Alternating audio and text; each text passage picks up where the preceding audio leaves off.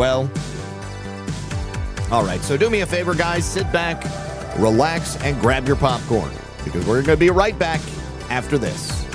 So new inflation numbers are out of Washington, and it shows that once again, inflation is on the rise. That's another threat to you, another threat to your savings account, and of course, also your retirement. So you got to ask yourself an honest question here. Does your dollar go as far today as it did 10 years ago? Well, what about 5 years ago, even last year? Then what does the next decade look like for you and your savings? Because if your portfolio lacks exposure to gold, one of history's most reliable economic hedges, it's about time to rethink your strategy, because gold has kept up with inflation, and in many periods, it's actually outpaced it. My friends at Noble Gold Investments specialize in helping people protect their wealth using physical gold and silver. Whether you're going to roll over an IRA or make a direct purchase, their team walks you through the entire process, and they make it super simple. There's no pressure, just education and experience. And right now, all new qualified accounts are going to receive a free 1/10 of an ounce America Gold Eagle as a thank you. To find out, you can visit noblegoldinvestments.com/redpill78 and discover just how easy it is to protect your financial future. Once again, that's noblegoldinvestments.com/redpill78. And when you support my sponsors,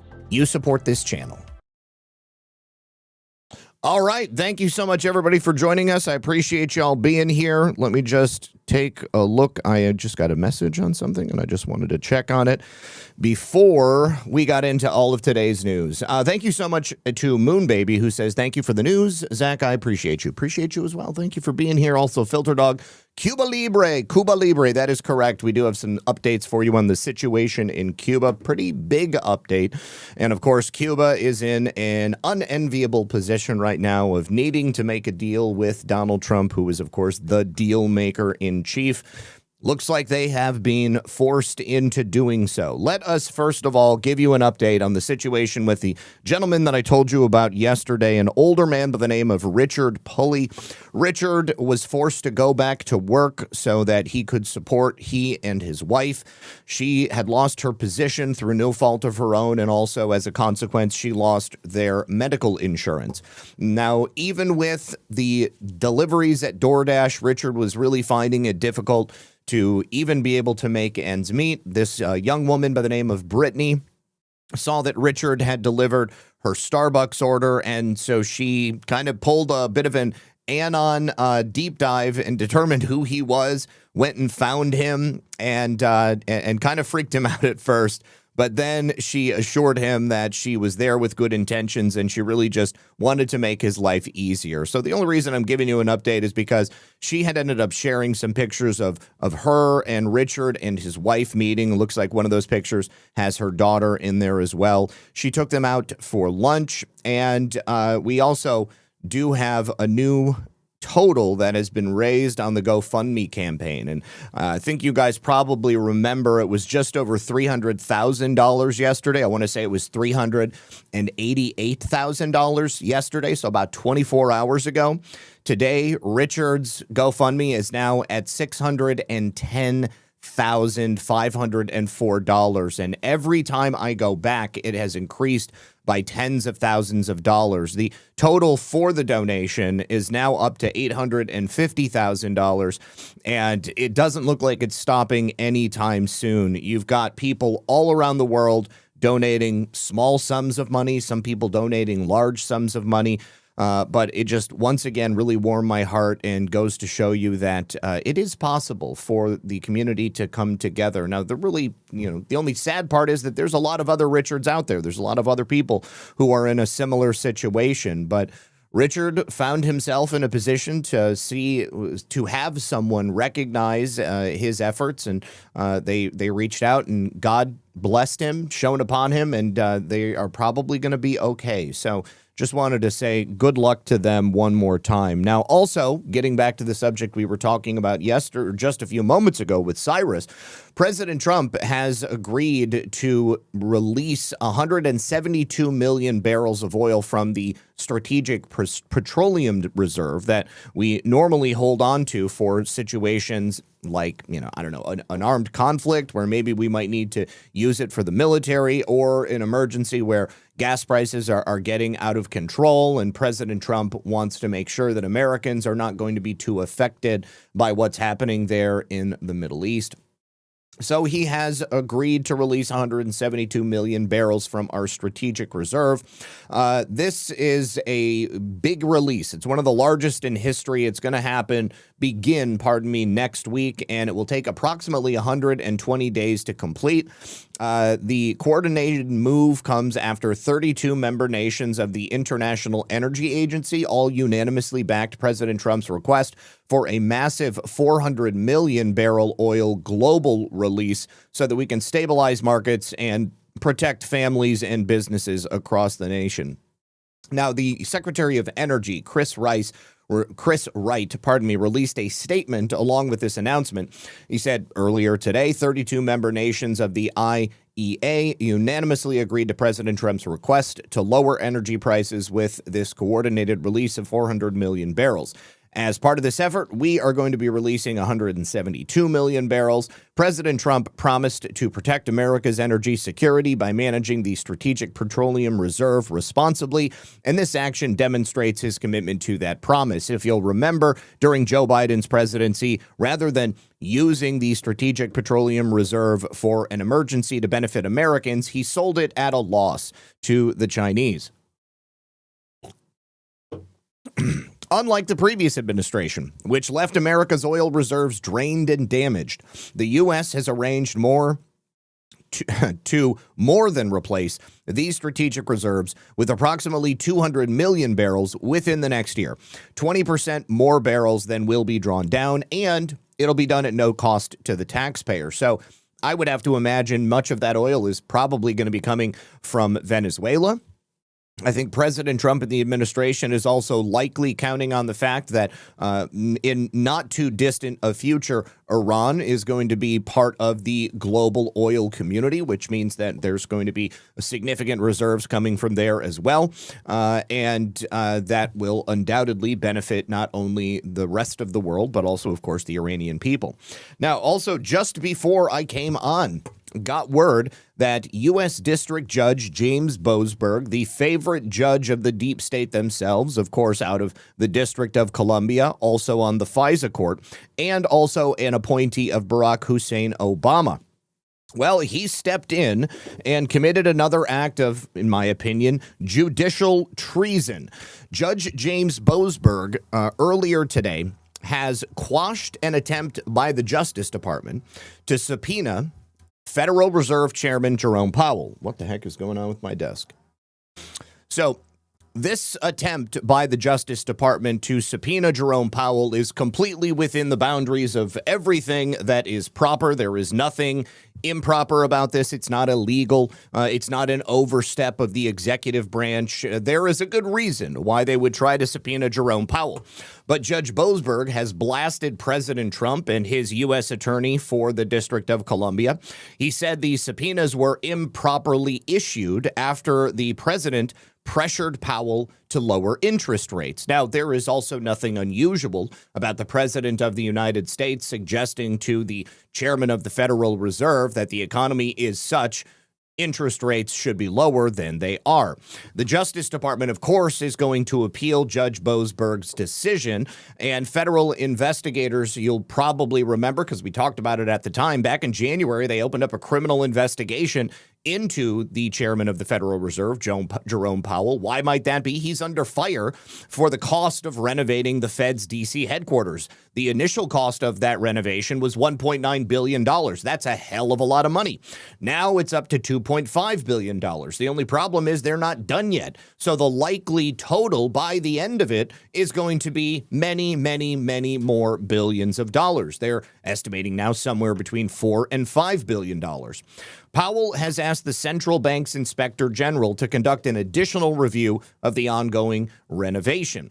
Last month, Senate lawmakers grilled Jerome Powell as they depicted the lavish upgrades to its D.C. headquarters at Powell's semi-annual monetary policy hearing. That was from right around the time the investigation was opened. But the Fed's renovation project was approved by its board in 2017.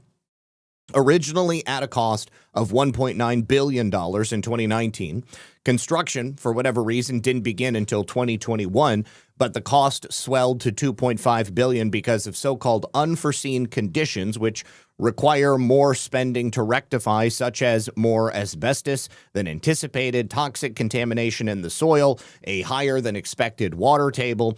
They could have built a brand new building for as much money as they're putting into this. Now, last July, Jerome Powell was also criminally referred to the Justice Department for prosecution. There's also the question of some $1 billion that might just be missing from the Federal Reserve. Anna Paulina Luna, Una Panuna Banca, is the one who sent that letter to the DOJ.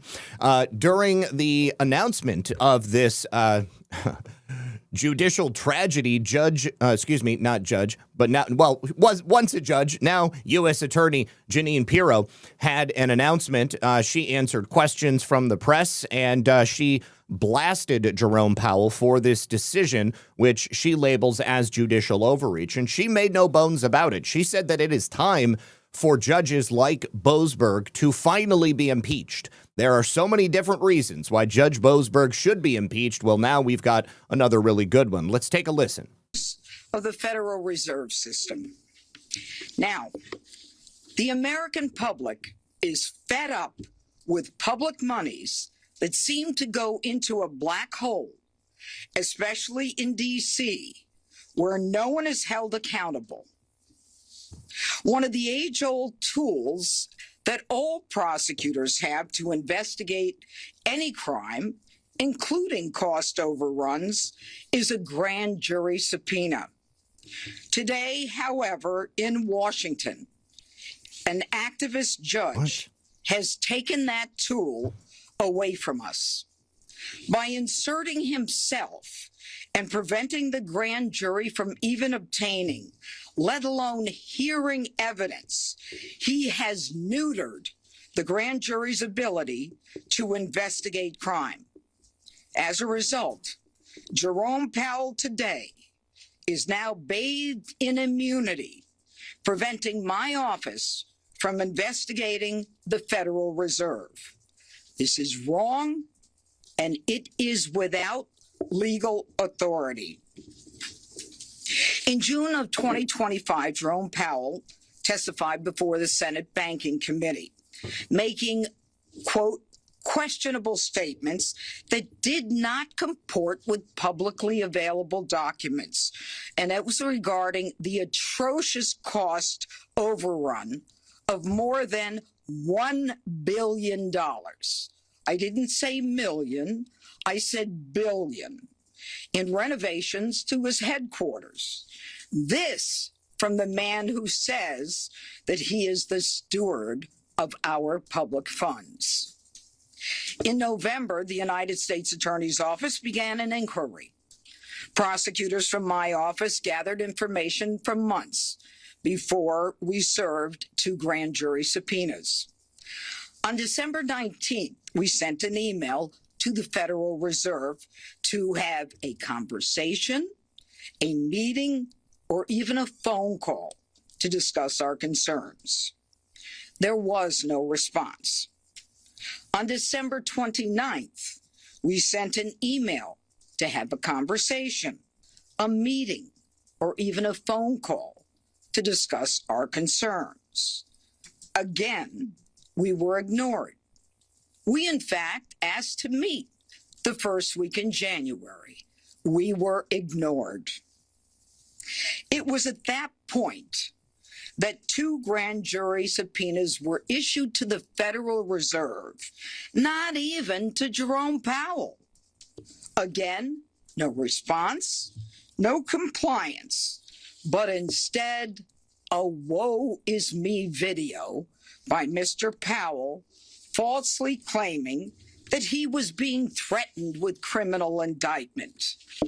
And claiming victim status, Powell proceeds to call his political friends in D.C. and around the world to gin up support for himself, all the while refusing to produce simple documents. Now enter local District Court Judge James Boasberg, whose written decision on its face makes clear his antipathy toward President Trump and this administration. He quashes both subpoenas, thereby prohibiting us from reviewing any records and precluding us from submitting records to the grand jury. That grand jury, of course, comprised of ordinary people.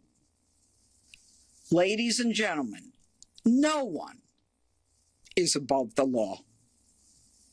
Unless, of course, you're a D.C. Beltway insider and you've got connections to somebody like the head of the D.C. District Court. Really, really shocking, but not so surprising.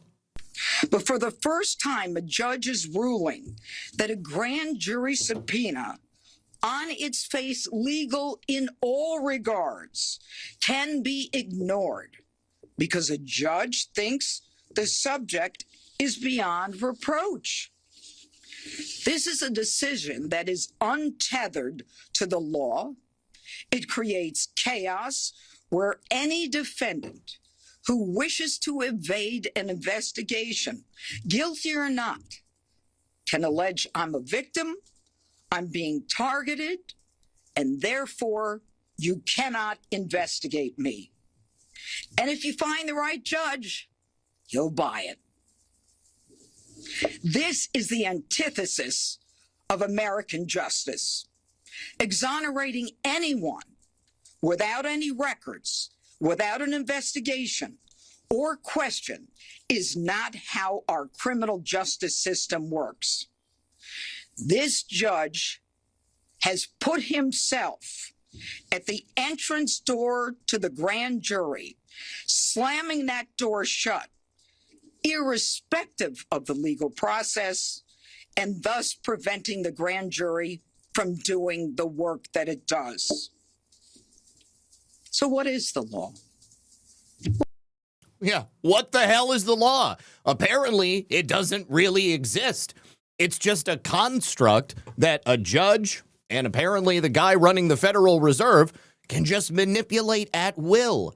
You cannot make, certainly I couldn't have made, a better argument for not only the impeachment of Judge James Boasberg, but for the 100% utter abolishment of the D.C. District Court.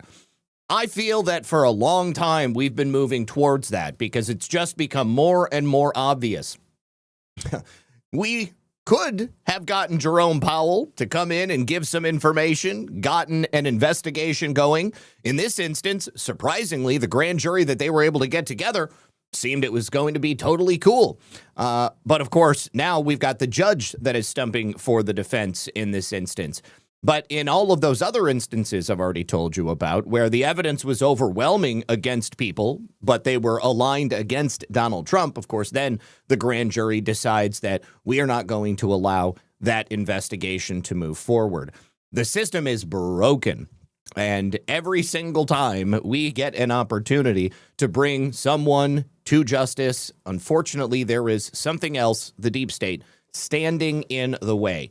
All right, so you have not heard the last of this case, and I'm really happy that Jeanine Pirro came out to publicly speak about it. There are so many other clips. I mean, she answered a bunch of questions, but we're not going to watch all of that. I will probably be following up on this in the upcoming days. I do need to say thank you so much to Righteous Anger 1776, who says, I hope there's an investigation into Boasberg. He is obviously in someone's pocket.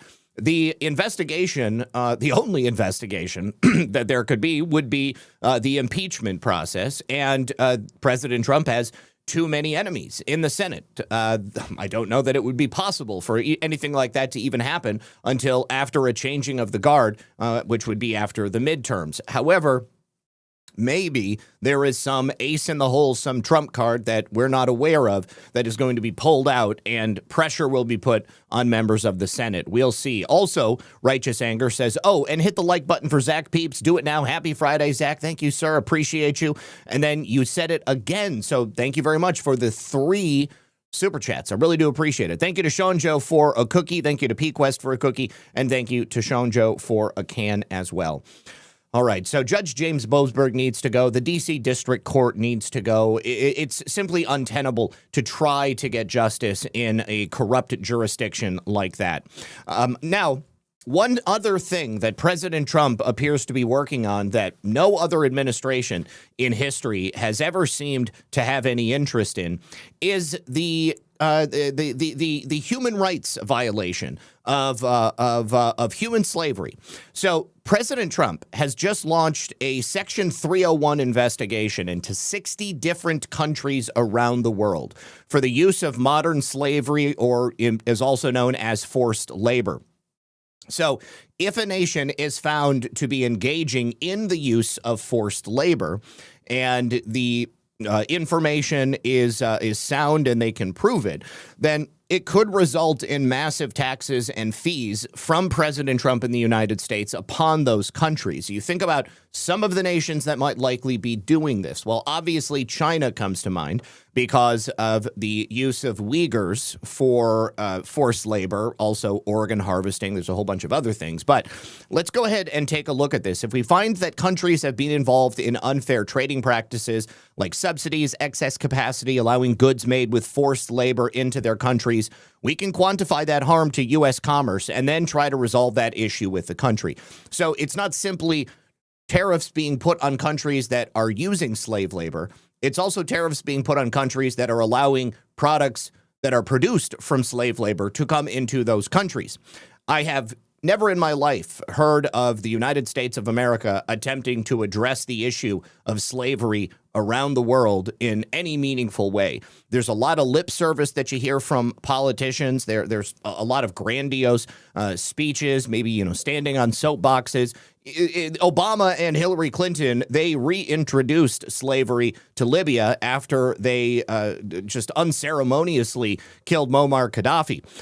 But nobody in my lifetime has ever attempted to make this go away for good. Let's take a listen. So the Section 3 program, these are the types of investigations that USTR, my agency, has done in the past.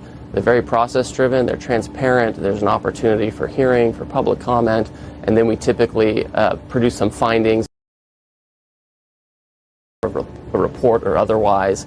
And if we find that countries have been involved in unfair trading practices like subsidies, excess capacity, allowing goods made with forced labor into their countries, we can quantify that harm to U.S. commerce and then try to resolve that issue with the country. If they can't resolve it or don't resolve it sufficiently, you can impose a tariff or fee or something like that. We're trying to move very quickly to your question.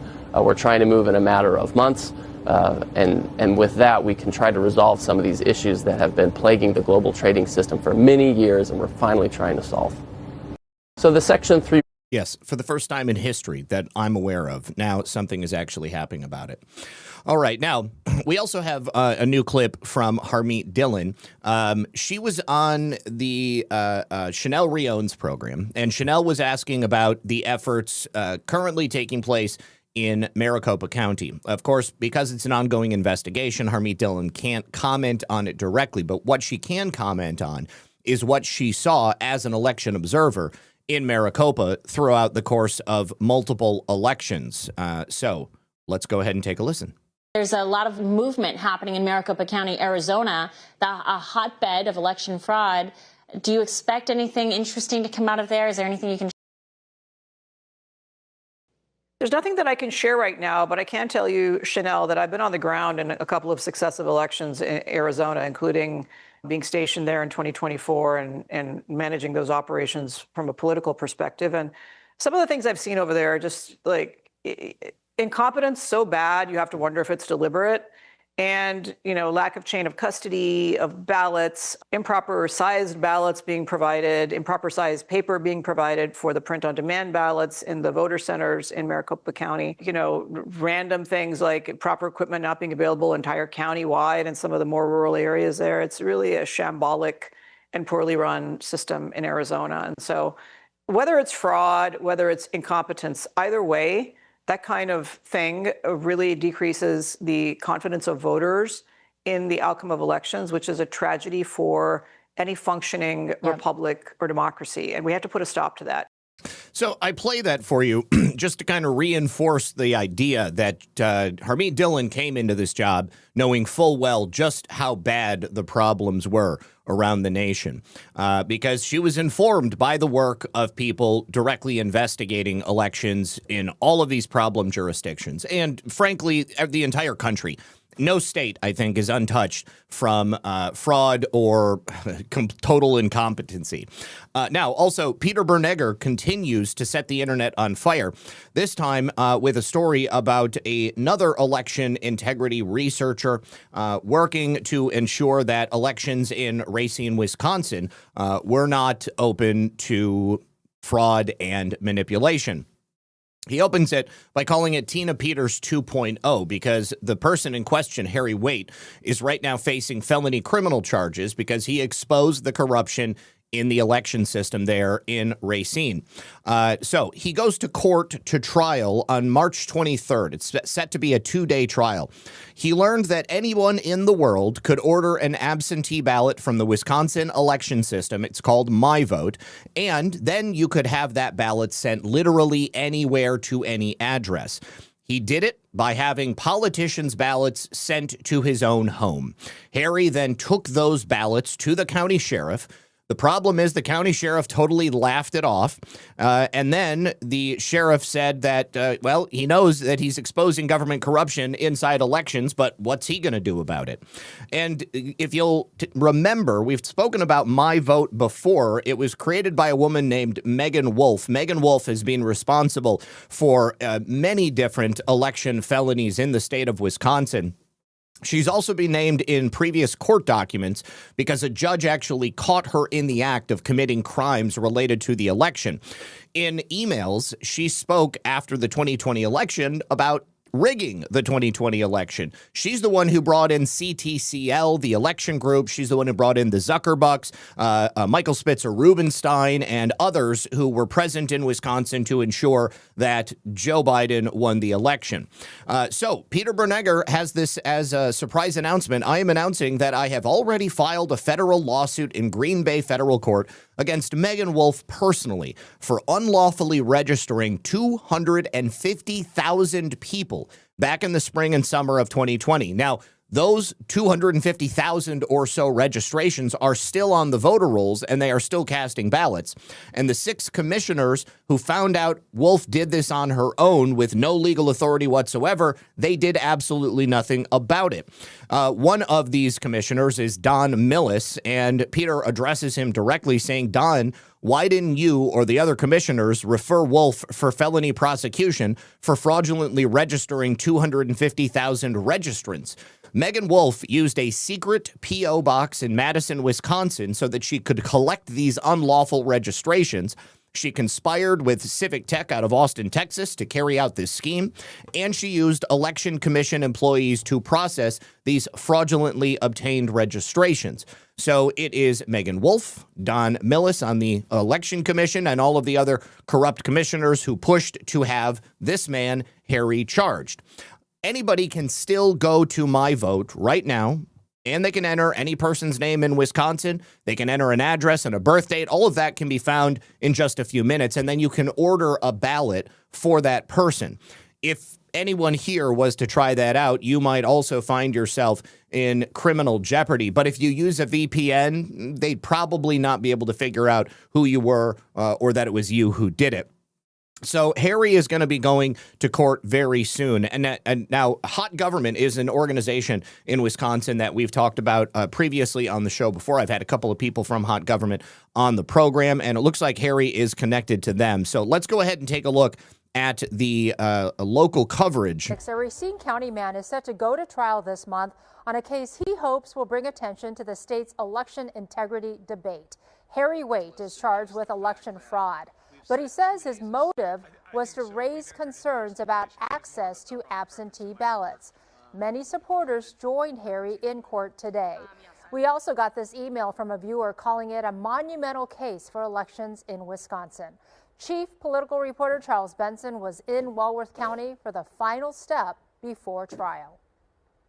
This case dates back nearly 4 years when Harry Waite publicly stated that he had asked for the absentee ballots of two other people, Robin Vos, the Assembly Speaker, and Corey Mason, the mayor of Racine, in an effort to show that there are flaws in the system. Harry Waite doesn't mind attention. He seems to welcome it, wearing a bright yellow shirt with the words "Hot Government" on the back that calls for honest, open, and transparent government. Mr. Waite, as I understand it, you have chosen to reject that offer. Is that correct? Correct. Waite is ready to go on trial for 2 misdemeanor election fraud charges and 2 felony identity theft charges filed by Wisconsin's Attorney General's office. He is accused of going to the My Vote government website in 2022 to request absentee ballots for Vos and Mason and then admitted publicly about it. He said he received and returned Mason's unopened ballot, never got Vos's, and then notified local authorities about what he did. At the final pretrial hearing, Waite's defense team says the case is not about what he's accused of doing, but why. I don't think it's one of justification.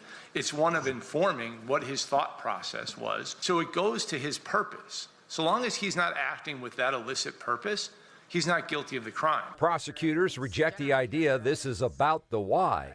The trial judge also questioned why it was relevant. Absent an affirmative defense, generally why someone violated the law wouldn't be something that would come into a trial. The 2-day jury trial in Racine County is set for March 23rd. Matt Snork was among the 24 supporters backing the 71-year-old Waite. I think all these people here really care about the integrity of our elections going forward. Waite has rejected a plea deal offer from the state of pleading guilty to the 2 misdemeanors with the potential sentence of 2 years probation.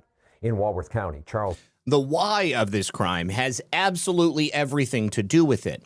Just imagine if the government of Wisconsin had, instead of charging Harry, spending all of the money to bring him to trial, to select a jury, to pay the prosecutors, to produce discovery, if instead they had spent a significantly less amount of money to fix the system and make sure that it was secure. Of course, that's far too simple for these elected bureaucrats and unelected bureaucrats alike, because if that were to be the case, then, of course, the open and insecure system that they currently have in Wisconsin, it wouldn't be available to be used for fraudulent purposes in the first place. So what Harry did was very brave. I think that he knew exactly what was going to happen, and I think that he anticipated that either I'm going to help bring down the system and fix it as a result of this, or I'm going to force them to bring me down publicly, and it's going to put the issue on the radar of the American people, and that's very, very brave of him. Cyrus, thank you very much. He says, I keep saying it. I think all these legal cases are going to fail in order to prove to the public that military is the only way. I genuinely think we will continue to lose in the justice system. I think that in certain jurisdictions, you're correct. I think in other jurisdictions, that won't be the case. But we're still dealing with what's happening down here in Florida. Florida, so far, seems to be the only jurisdiction where President Trump was treated fairly and where I believe we have the best possible case of operating within the existing system. But certainly what we're seeing up in Washington, D.C. is, as I said, making an excellent argument for massive overhaul and change. Desert Jules, 17. Good to see you, Jules. Usually have to watch on replay. Great to catch you live. Thanks for all you do, Zach. And thank you for not blackpilling on us. Well, thank you so much, Jules. And you will never catch me blackpilling. Like I was saying the other day, I've already lived through my darkest possible timeline. I've already gone through that phase of my life where I believed that what we're seeing happen right now would never be possible. And thank the Lord, I was proven wrong and shown that it actually is possible. And with the return of President Trump and with the attention of the American people, I truly do believe that we can exact the type of change that needs to take place. Also, Climber63, thank you, my friend, $100. Thank you, Zach and Lisa, for all you do. I really, really appreciate it. Really, really do. All right, so keep William in your prayers, and I will continue to update you on the status of this case as it moves forward. Now, Speaking of election insecurity, it would appear that the state of Ohio only very recently started looking into whether or not there was a problem in their elections. Ohio Secretary of State Frank LaRose's office began investigating and determined that there were over 1,000 illegal immigrants who were unlawfully registered to vote in Ohio. And there were a large portion of them who had cast ballots in federal elections since 2018. Now, they didn't go any farther back than that, but I would hazard a guess and say that there's probably more ballots that were cast before then. So LaRose built a dedicated election integrity unit. He put together professionals from law enforcement so that they could have somebody who would investigate fraud seriously. He says in this clip that up until he came into office, apparently nobody had ever bothered to even investigate this stuff. An investigation by Ohio Secretary of State Frank LaRose has uncovered over 1,000 non-citizens who appear to have registered to vote unlawfully in Ohio. And LaRose says he has referred all 1,084 cases to the Department of Justice, noting that 167 of the individuals appear to have cast a ballot in a federal election since 2018. So let's bring in the Secretary of State to help break it all down here for us. This is Ohio Secretary of State Frank LaRose. Great to have you on, sir. And first off, just let us know how you were able to uncover this and really what led up to these findings. Well, thank you, Mike. Yeah, we take this pretty seriously in Ohio. That's why when I became Secretary of State a few years ago, we created an investigative division. The law says in Ohio that it's the Secretary of State's responsibility to investigate fraud or irregularity. I looked at the office and realized there were no investigators. Really, I don't think any of my predecessors had full-time investigators. So we brought in folks with a law enforcement background. We built an investigative unit and people that could do the work of getting a subpoena for documents, putting a witness under oath, really conducting a professional law enforcement style investigation. This is something that should be in place in every single state around the country. There should be a dedicated election security investigation office that is separate from, other branches of law enforcement so that they have no alliances, they have no allegiances to anything other than the people of that state. We will continue in just a sec, but Kay O'Kelly says, damn, check out the video Tom McDonald just dropped. I see it's in relation to the Epstein files, so once we get to the Epstein section of the show, we'll go ahead and watch it. Thank you very much, Kay. That capacity didn't exist prior to my administration. As a result of that work, we have found, and as you can see, over 1,000 cases that have already been, over the last several years, referred to county prosecutors or in some cases to our state attorney general. Now, listen, all of these folks are busy. Maybe they've got good reasons for not taking up these cases, but these are all what I would call cold cases. They've been sitting there waiting. All the evidence is ready to look at. And so I decided, let's take this same evidence, and when it occurred in an even-numbered year, which are, of course, those federal elections, let's refer it to the DOJ. Let's see if they want to take these cases up. Again, I have this belief that when a law is not enforced, it's not a law. It's just a suggestion. And we know, of course, that there should be consequences for those who violate election laws. And so by referring these to the federal DOJ, my hope is that they decide to prosecute these cases if the case merits that. And again, that's the decision they make as prosecutors. Yeah, it's so intriguing because when we take a look at, the numbers are startling when you have that many. And when you think about just how, when they say, every vote counts, and if it's a tight race in a special, in a different county or anything that you're really thinking about, it could sway it. Yeah, Mike, let's even flip the argument a little bit. You'll hear from the left that voter fraud is so rare, why even bother with it? I've often made the case that, carjackings are pretty rare in my neighborhood, but when they occur, I certainly hope the bad guy faces justice for that because they really can have big consequences. We have every year in Ohio elections that come down to a single vote. In fact, this is usually something we do a press release every December sharing how many elections that year came down to a single vote or even a coin flip in those instances where it's a dead tie. Now, listen, we're not talking about U.S. Senate races and governor's races in most cases, but we're talking about things like a school board race, a city council race. Heck, we've had a couple mayor's races during my time as Secretary of State that had to come down to a coin flip. So one fraudulent vote is one too many. There's also the deterrent effect, right? Again, it's kind of like jaywalking. Most of us don't know anybody that's ever been prosecuted for jaywalking, and so people start to think, well, maybe it's not that big of a deal. Well, so to Frank's point, every single instance of voter fraud is one too many. Every single instance of voter fraud should be prosecuted to the fullest extent of the law. If a law is not enforced, it's merely a suggestion, and people have no reason or impetus to follow the law if they believe that they're going to get away with not following the law.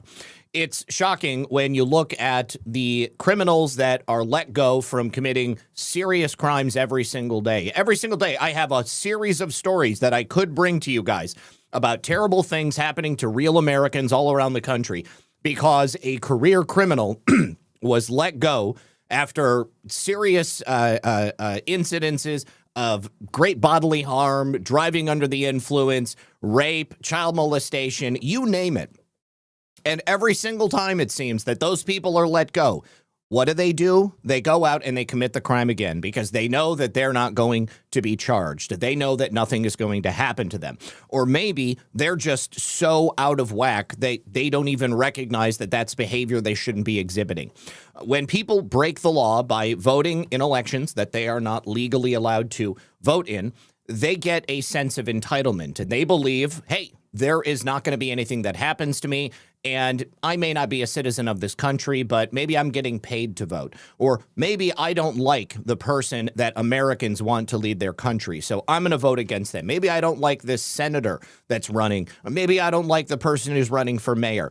None of it matters. Every single one of those examples that I gave you should be a conviction. And if more than that, if you are a person who is committing crimes related to elections, you have zero business being here. I don't care if you're not a citizen, if you are here legally, if you got a green card, if you're on temporary status, if you're a refugee, if you commit a crime like this, you should have immediately get sent to the country of your origin or sent to another country that you perhaps don't want to go to. Make it as difficult as possible for them. Thank you again, Kelly. No thanks, Joe says, thank you, Lisa and Zach. Happy Friday. Have a great weekend, and please stay safe. You stay safe as well, my friend. Thank you for being here. All right. Now, from election fraud to monetary fraud, let's jump over to California. Actually, this is California bridging over into Nevada. It would appear that someone in Los Angeles has billed the federal government through Medicare more than $600 million worth of charges, and they are claiming to be a doctor from Nevada, an 87-year-old doctor from Nevada. So the investigators of this story went to go speak to that doctor. They wanted to see if he was really taking patients, totaling up to $600 million in Medicare billings. But when they got in touch with him, he actually didn't know anything about it. He has literally no knowledge of the more than 76,000 claims that were made in his name. This is crazy. Let's go ahead and take a look, because if it's happening once, you have to imagine it may be happening a lot more often than that. Tonight, senior national correspondent William Lajeunesse tells us about one provider who does not even live in the state and is responsible for hundreds of millions of dollars in billing. I'm looking for Dr. Faustina. This is his address of record with the KPZZ87. I'm here for a dose of Zactimism, optimism, realism. Thank you so much. That's awesome. medical board. He doesn't work. He is your medical director, however. Isn't that correct? He's not. Since when? I don't know. In December, New York Congresswoman Claudia. That's, it's a little fishy when you show up to a doctor's office and they refuse to open up the door for you because you're a reporter. If it was a legitimate doctor's office, they would have no problem at least coming out and answering a question or even opening the door. But speaking through the security window, no, obviously something is not right. The attorney asked the Trump administration to investigate healthcare fraud in L.A. The money's being sucked out of the system by these fraudsters. Specifically, she asked how a single physician living out of state helped providers bill taxpayers for $600 million. Somehow, you are responsible for 29,000 patients. And here's the billing information. That physician, 87-year-old Gilbert Faustina. These home health care agencies, but they're using your number. I don't know them. Faustina lives in Las Vegas, but we met him at this apartment in Los Angeles. I'm not seeing anybody now. Last month, I saw about 10 or 15 charts when I would visit, but that's one day a week. Yet records suggest he filed 76,000 claims. I don't do the billing. I've never billed Medicare for any of these patients. How many charts and so forth can you go through to approve their care? Oh, 15 or 20. But these documents suggest that you're seeing thousands of... Well, the document is wrong. Federal documents show 335 providers billed Medicare $600 million over 5 years using Faustina's physician. 335? It's like everybody's got a rubber stamp with this guy's signature on it. And I mean, he is the one on paper showing that he submitted the billing, and he's come forward and says, it ain't me. Somebody else is doing it in my name. This is so obviously a criminal action. Number. Yet he claims only to have contracted with 3 companies in this building. At this address, I have millions of dollars of health care provided at this location at both Highlight and Aries, and on call there's more than 900 patients, and $17 million has been billed out of this location. It certainly sounds unseemly to me. Dr. Ira Byock is a... Okay, so G.R. Dunlop explains, using his NPI number, literally anyone can fill out the form. Where did the e-check go? I would imagine that the e-check went to those 3 providers that the reporter just showed on screen there. But yeah, I'm not a doctor. I've never worked in a medical office. I don't know how medical billing works. So if it's as simple as just having a number and then anybody else fills it out, well, that explains it right there. But it's clearly fraudulent. National expert. They're all only serving a few patients, which keeps them at a level under the radar. This isn't a mistake. This is a strategy. Records also link Faustina to 18 hospice providers. I am not associated with any hospice. And 3,000 claims. I'm not associated with the claim at all. I've never seen the claim. So what's going on? Hospice in Suite 204. We visited several hospices billing under Faustina's Medicare number. Many look more like mail drops than medical offices. My name's William Lajeunesse, and I'm with Fox News. We also spoke to one company that provides Can we just take a moment and recognize that the only reason this report is happening on Fox News is because of Nick Shirley? Nick Shirley has started a revolution of not only average, everyday citizen journalists going out and finding massive fraud. Nick Shirley lit a firestorm in the federal government to identify, seek out, and stop fraud just like this. And now he's forced journalists at the mainstream media to do their effing job. I want to give this guy a hand. I can't, I think about the very first Nick Shirley video I saw a couple of years ago. This awkward kid, he had a big set of balls on him going out onto the street and talking to people in areas of the country where it's pretty clear that he wasn't welcome.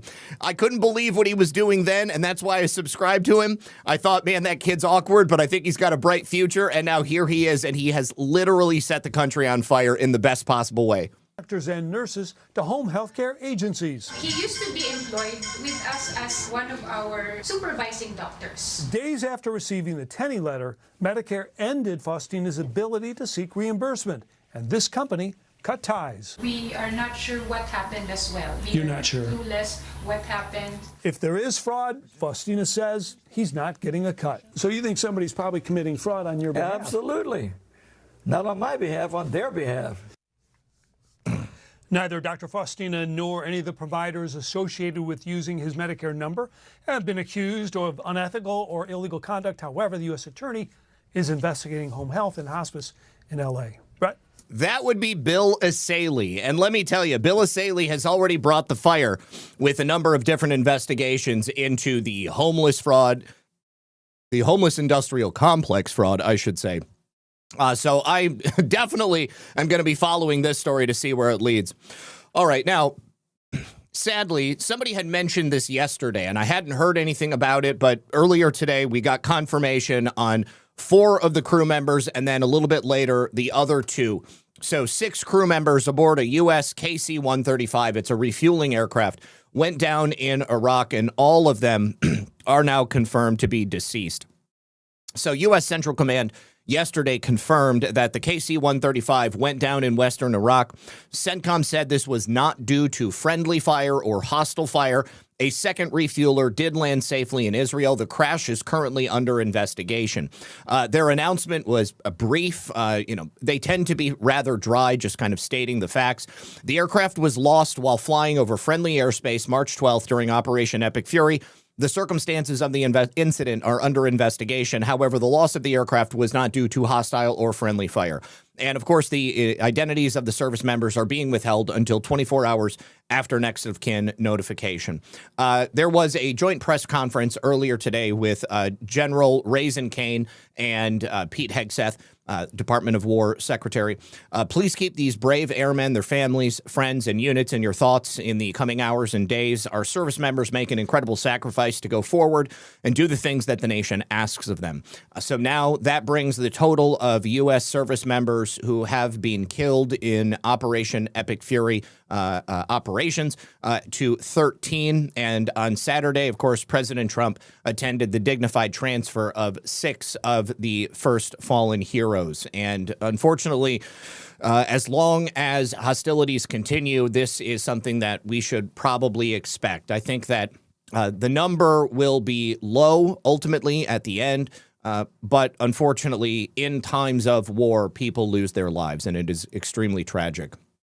Thank you very much to Okie7 for the can. Thank you to intolerant leftists who say they auto-register people and inject fake votes using registered voters. So I often wonder, are some of those charged with voter fraud actually the victim of this practice? If that were I don't think that anybody being charged with voter fraud would be the victim of that. They would more than likely be able to show that they obviously, didn't vote there. Maybe they voted someplace else, or they have nothing to do with the votes. Now, there's actually a story I told you guys a couple of months ago.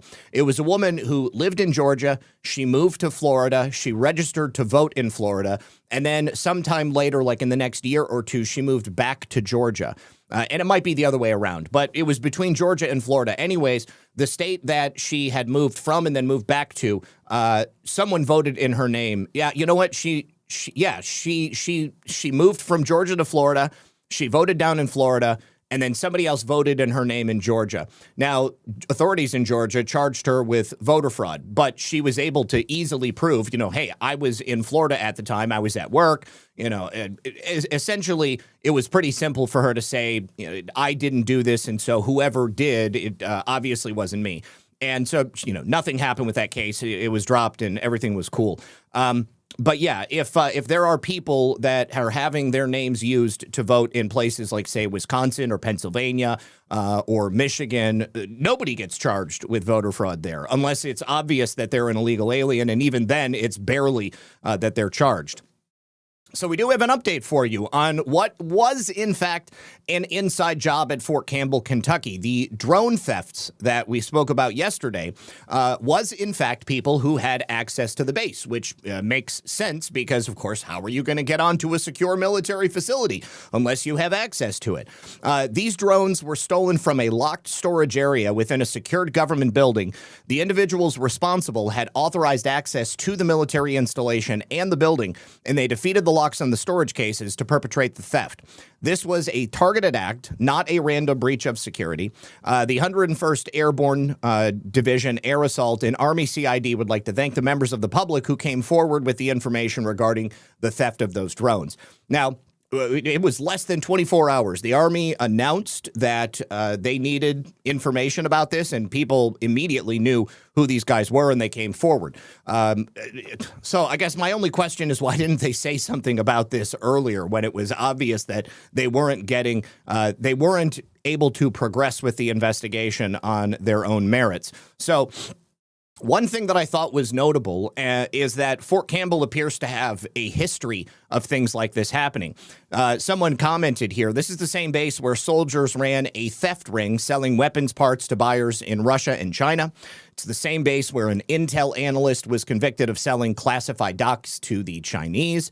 This is also now the third known insider-enabled security failure at Fort Campbell in a decade. So obviously, there is a big change that needs to take place at Fort Campbell, because if you continue to have security breaches along these lines, you're obviously doing something wrong. So these guys have not yet been identified, as far as I know, but let me go do a quick search here. Drone theft suspects.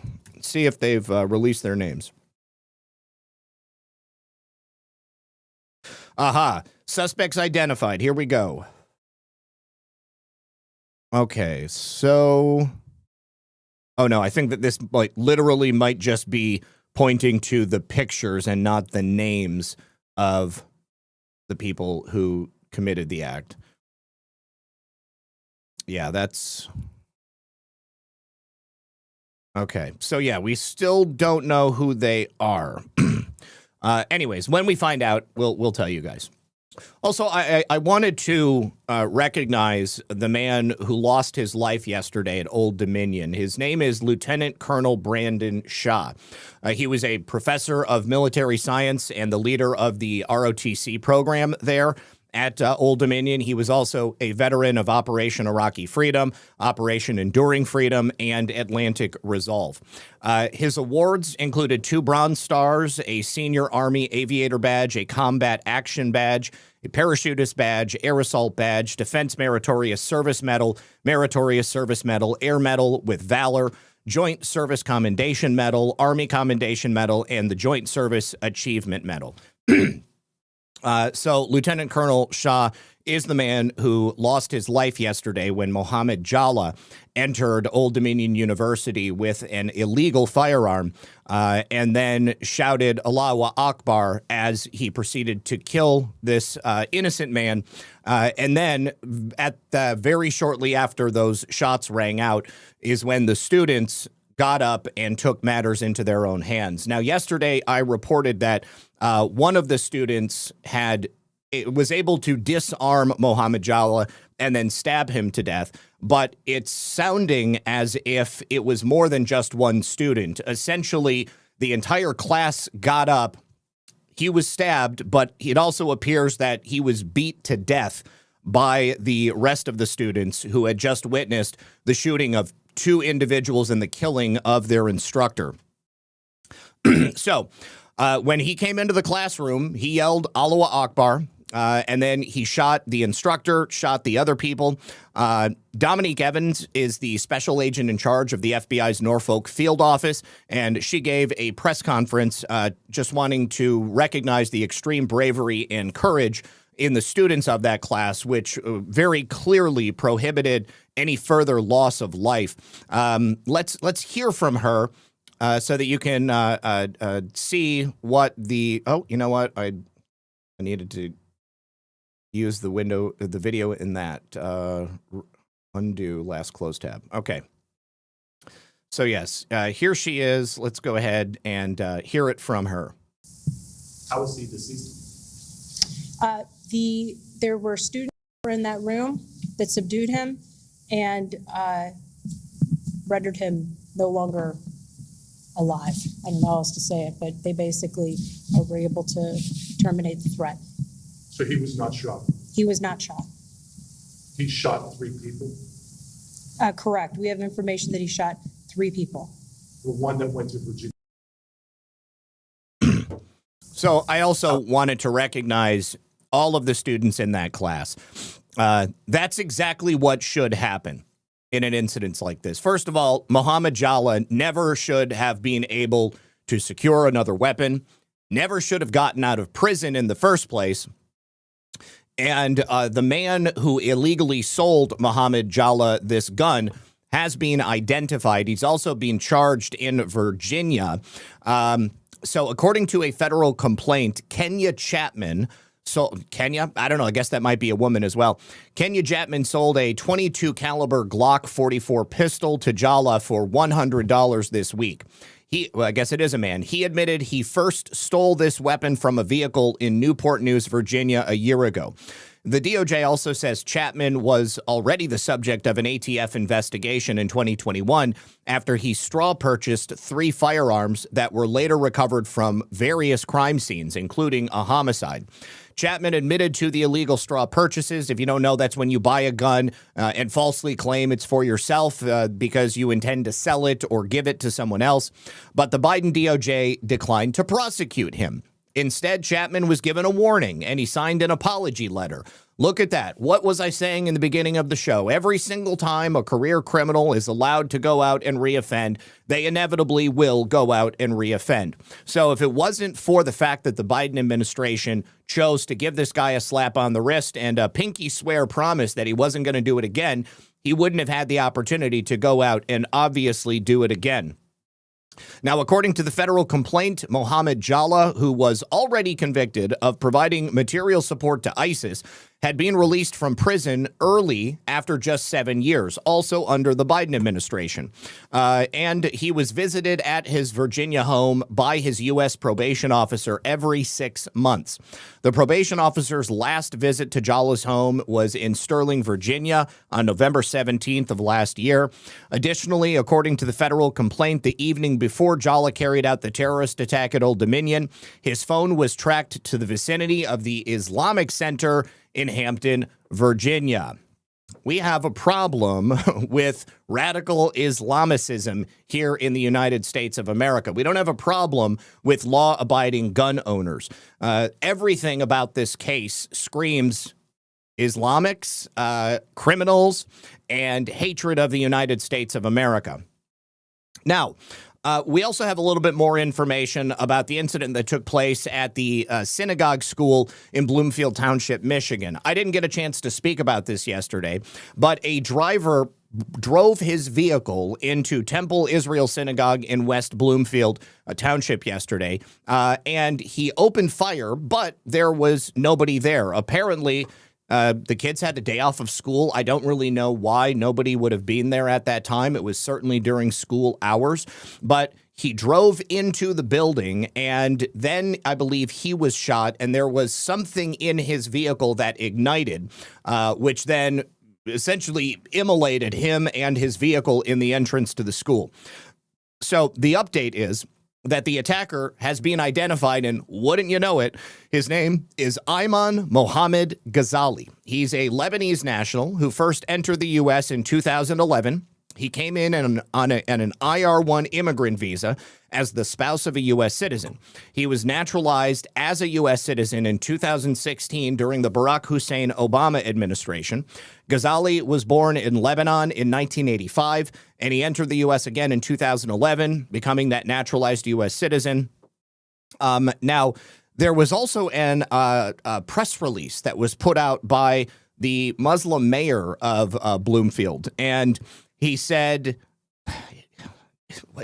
he said basically not apologizing, but excusing the fact that this guy did this. He said that he had recently lost family members in an Israeli strike in Lebanon or something like that. And so, well, that explains it. I guess you can understand why he would be upset. But either way, he wasn't an American for very long. The Oakland County Sheriff said that the armed security guards at Temple Israel engaged the gunman.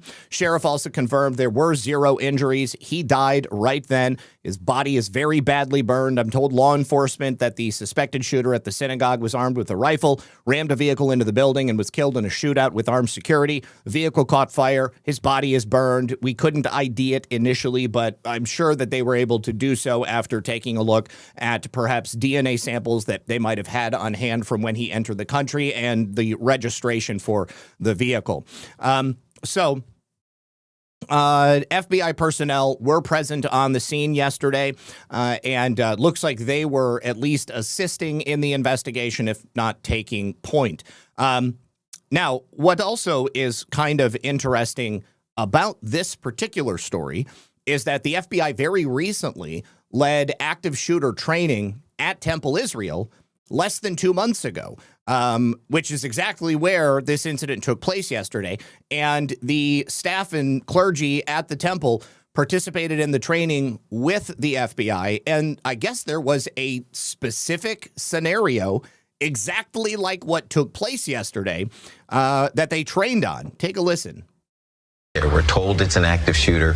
We can or could see, this is earlier video of smoke. This is after he obviously plowed into the synagogue, and the smoke is from the fire in his vehicle. Coming from the synagogue, and there's a fire, appears to be a fire, smoke coming from the synagogue. What appears to be a fire is all we can say at this point. Yeah, there's also some video coming into Fox 2 here of Oakland County Sheriff's members.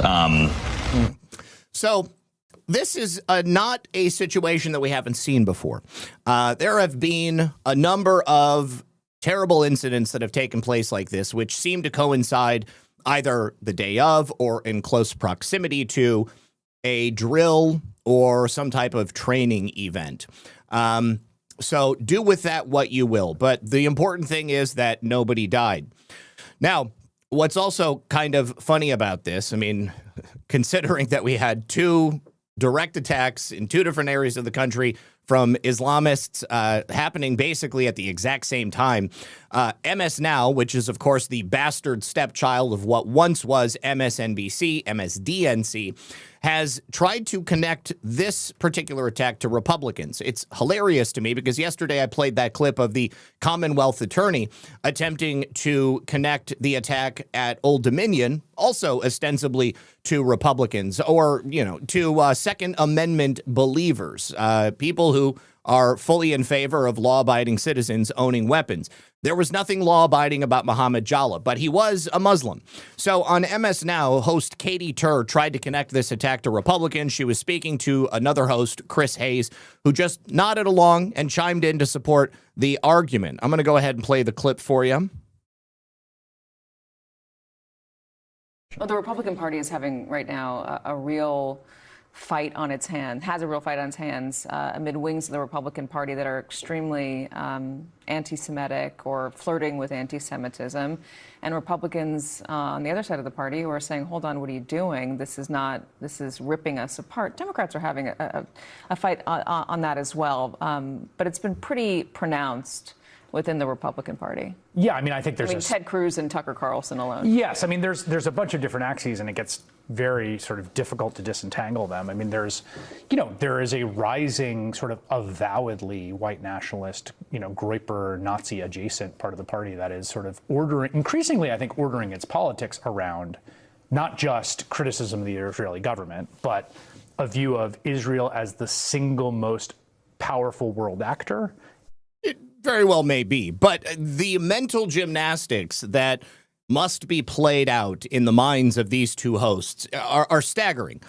There is nothing that is connecting either of these two incidents or the fact that there was a incidence of violence at all to Republicans or to anything resembling our politics. I mean, if anything, I would think that the fact that we had two attacks from radical Islamists in the exact same day could more likely be connected to the Democrats and what they're doing, because these people wouldn't have been in this country were it not for the open borders policies that we've had for so many years.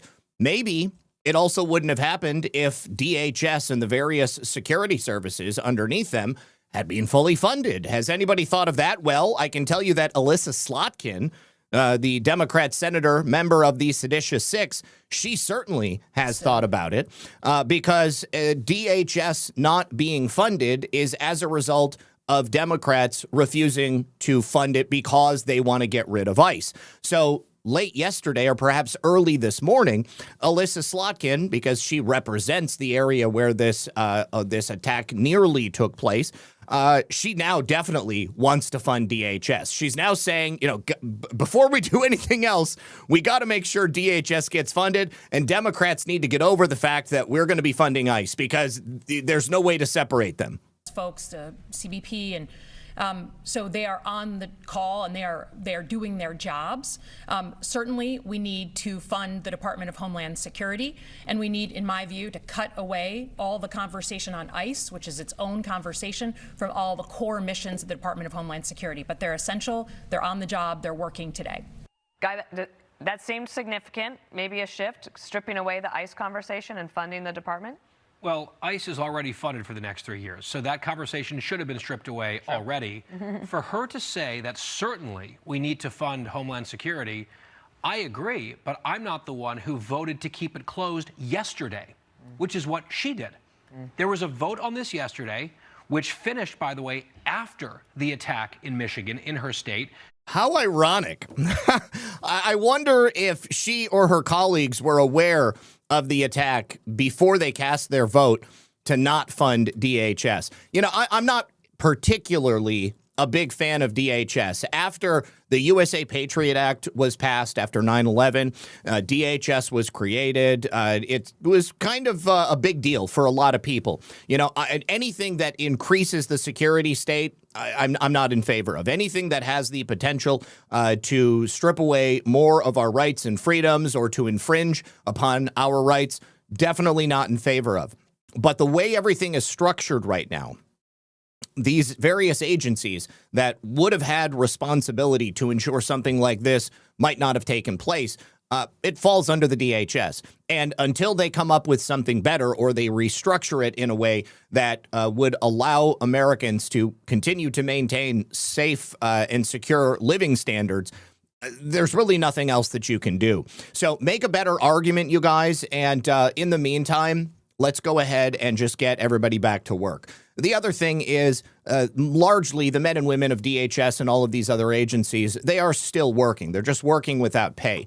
However, there is a certain amount of them who are not working because maybe they need to go do something else because they are going to have to pay their bills. Let me say thank you very much to Trisha. She says, remember that libtard acquaintance I brought up one Friday? You responded, and I sent her the link to that show. Well, she's been doubling down on her attacks. Her latest is the elementary school, bombed by Trump. Are you going to talk about that, or did you already? I just talked about it. So, yes, let's be very clear, Trisha's friend. The elementary school. Oh, you're talking about the elementary school in Iran. So as far as I'm aware, that is still in contention. I don't have any clarification or direct evidence. I haven't seen anything from the U.S. government to say, we accidentally hit an elementary school. So, if it happened, it's tragic. However unfortunate it may be, this is war. And I would say that if you're going to go tit for tat, the number of protesters that have been killed by the Iranian government, if that's the ultimate moral argument that the administration wants to stop more of that from happening, it's really unfortunate. And that's actually far worse. Ultimately, at the end of the day, once all of the bullshit in Iran is over, all of the people of Iran will be able to join the international community. They will become part of President Trump's golden age, and you'll see what happens. In the meantime, I would suggest that there are far more children who die every single day as a result of abortions, either early or late term. And I wonder if you're upset about the American lives that are lost as a result of that. What about all of the black babies that are killed at Planned Parenthoods every single day? Because largely Planned Parenthoods go up in disadvantaged neighborhoods because they know that they're going to be able to convince people who may have a tough time raising children, either because of economic circumstances or just other life circumstances, or perhaps because they've been told over and over again that a so-called fetus is not a baby when it is. From the moment that the sperm enters the egg and the spark of light is created through the introduction of that soul, God's gift, bringing those two different parts of two different beings together and forming life. that becomes a baby. That becomes a human being. And whether or not they have the capacity to speak or the capacity to tell the parents, hey, I'm alive, it is alive.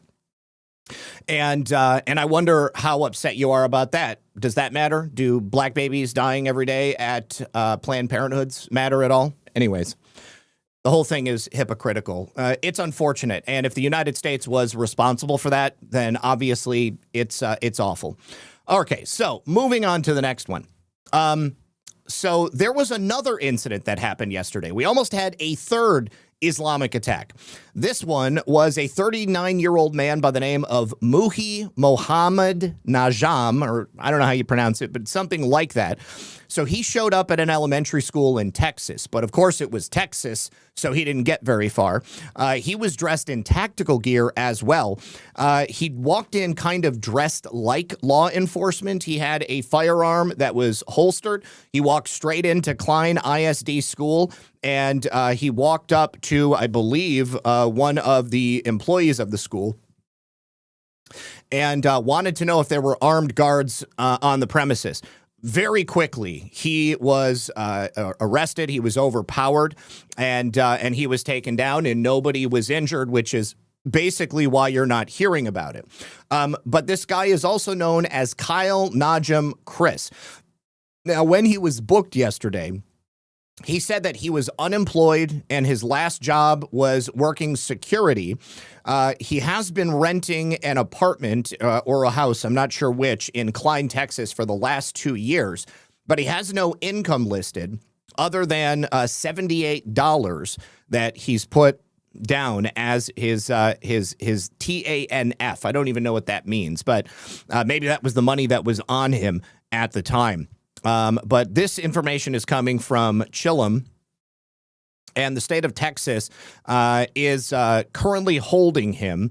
They oppose releasing him on personal bond or on a low bond. They want to make sure that if he does get released, the bail is at least $150,000 and that he would be on an ankle monitor. So he's looks like they set the bond at $75,000, despite the fact that they set it they wanted it to be $150,000. So here he is. He was arrested after entering that elementary school, walked into the front entrance, and then asked if anybody else had a gun there. So he's originally from Baghdad, Iraq. He's listed in the Texas licensing database as Mohammed Hamid al-Assadi. He's got at least 3 or 4 different names. He's a stakeholder connected to a group called Ranger Security Agency, LLC. That is a security-related business that is listed as operating out of Austin, Texas. The insurance policy expires on June 14th of this year. The license expires June 30th of next year. And that listing is for a security guard agency license, not a private investigator license.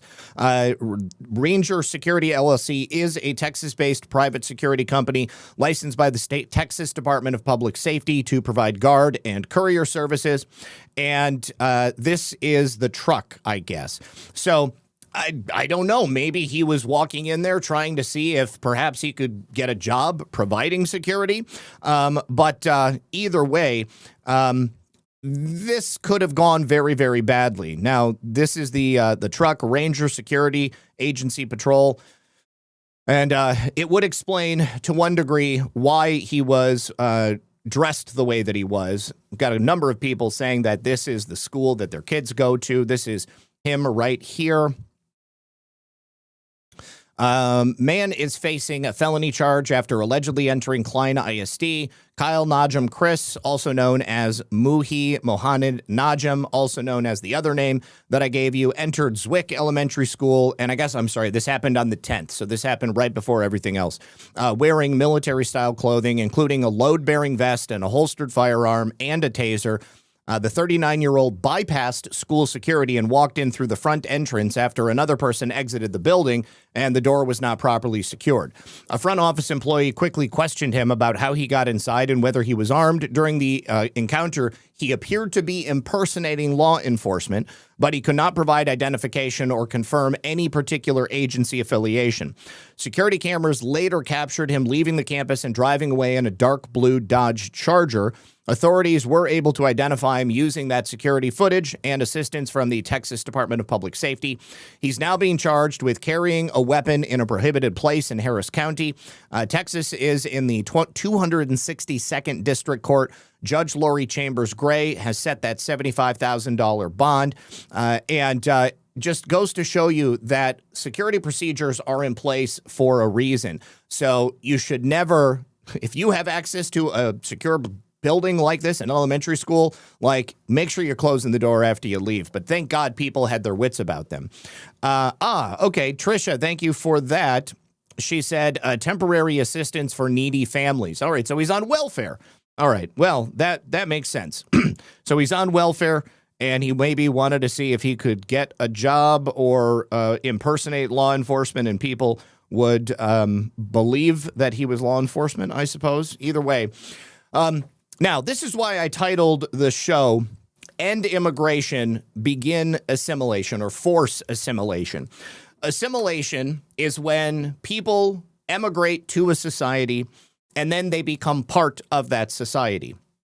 I've thought for years, many, many years before I even began doing this show, that the problem we had in the United States of America is that it used to be that way. People would come to the United States of America because they wanted to escape the circumstances under which they lived in their home nation. They wanted a piece of the American dream. And in order to get that slice of American pie, you became an American. You learned the language, you learned the history and tradition, you understood and respected the Constitution, you understood what happened when the Declaration of Independence was signed, you understand how people came here and what they gave up, what they sacrificed to become an American, and everything that our forefathers have fought for throughout the 250 years that this country has been in existence. We're fast approaching that sort of like Roman Empire point where either we fix our shit or it's going to fix us, and the United States of America will not survive. Now, I am not a black pillar. I'm not a doomer. I am an eternal optimist. So I believe that there are many people in place working currently tirelessly to ensure that that doesn't happen, that the United States, this grand experiment, is successful. But in order for that to be successful, you cannot import third world peoples into a first world nation, not assimilate them, and allow them to bring their third world behaviors, because then all you have is another third world country. So I've thought for many years that immigration needed to be overhauled dramatically. I think that already in this administration, in the short time President Trump has been there has been some fantastic work that's being done. A lot more work, in my opinion, should be done, needs to be done, must be done. And it's not enough to simply just, try to kick out everybody that's here illegally. We do need to do that. But fundamentally, the core underpinnings of our immigration system must be overhauled, must be reevaluated. And it would appear that Representative Andy Ogles is the guy who's doing that right now. So the Hart-Celler Immigration Act of 1965, in conjunction with the Immigration Act of 1990, these are the most recent declarations of war that Congress has ever passed. It's an interesting way to look at it, but I have to agree with him, because through the implementation of these two pieces of critical legislation, this legislation literally declared war on American culture. And it's also ensured that foreign troops have been imported into the United States of America, into every American community, at an astonishing rate. What are they doing when they get here? Well, it doesn't mean necessarily that they are physically taking up arms against the people of this nation, although we do see that. But they are certainly committing economic warfare. They are stealing the jobs of American citizens. They are erasing the religion of America. They are infiltrating the schools of America. And so as such, Andy Ogles is preparing a monumental bill. This monumental bill will repeal Hart-Celler. It will end the H-1B visa scam. It will end chain migration and create a whole new character-based system that would make America look like America again. He's calling it the Assimilation Act, and he says that this is how we can save our culture and secure our country. So Andy Ogles is introducing this bill very soon, and as unfortunately, the more attacks we have, such as what we've seen in the last couple of days, the greater an argument Andy Ogles would have to make that case. On top of that, everything that we've learned of the immigration fraud and financial fraud that's being committed by immigrants who were here legally, people of Somalia, people of a number of other nations, they have also made a spectacular argument for a bill like this to be passed. And this goes to the heart of some problems that I've talked about before. This is why President Trump is pushing so hard for the SAVE Act to be passed. All too often, when Congress passes legislation, they don't possess the will to change what they've already done. They want that there for a reason, and they don't go back and revisit that, even when it becomes pretty obvious that there has been a tremendous mistake made.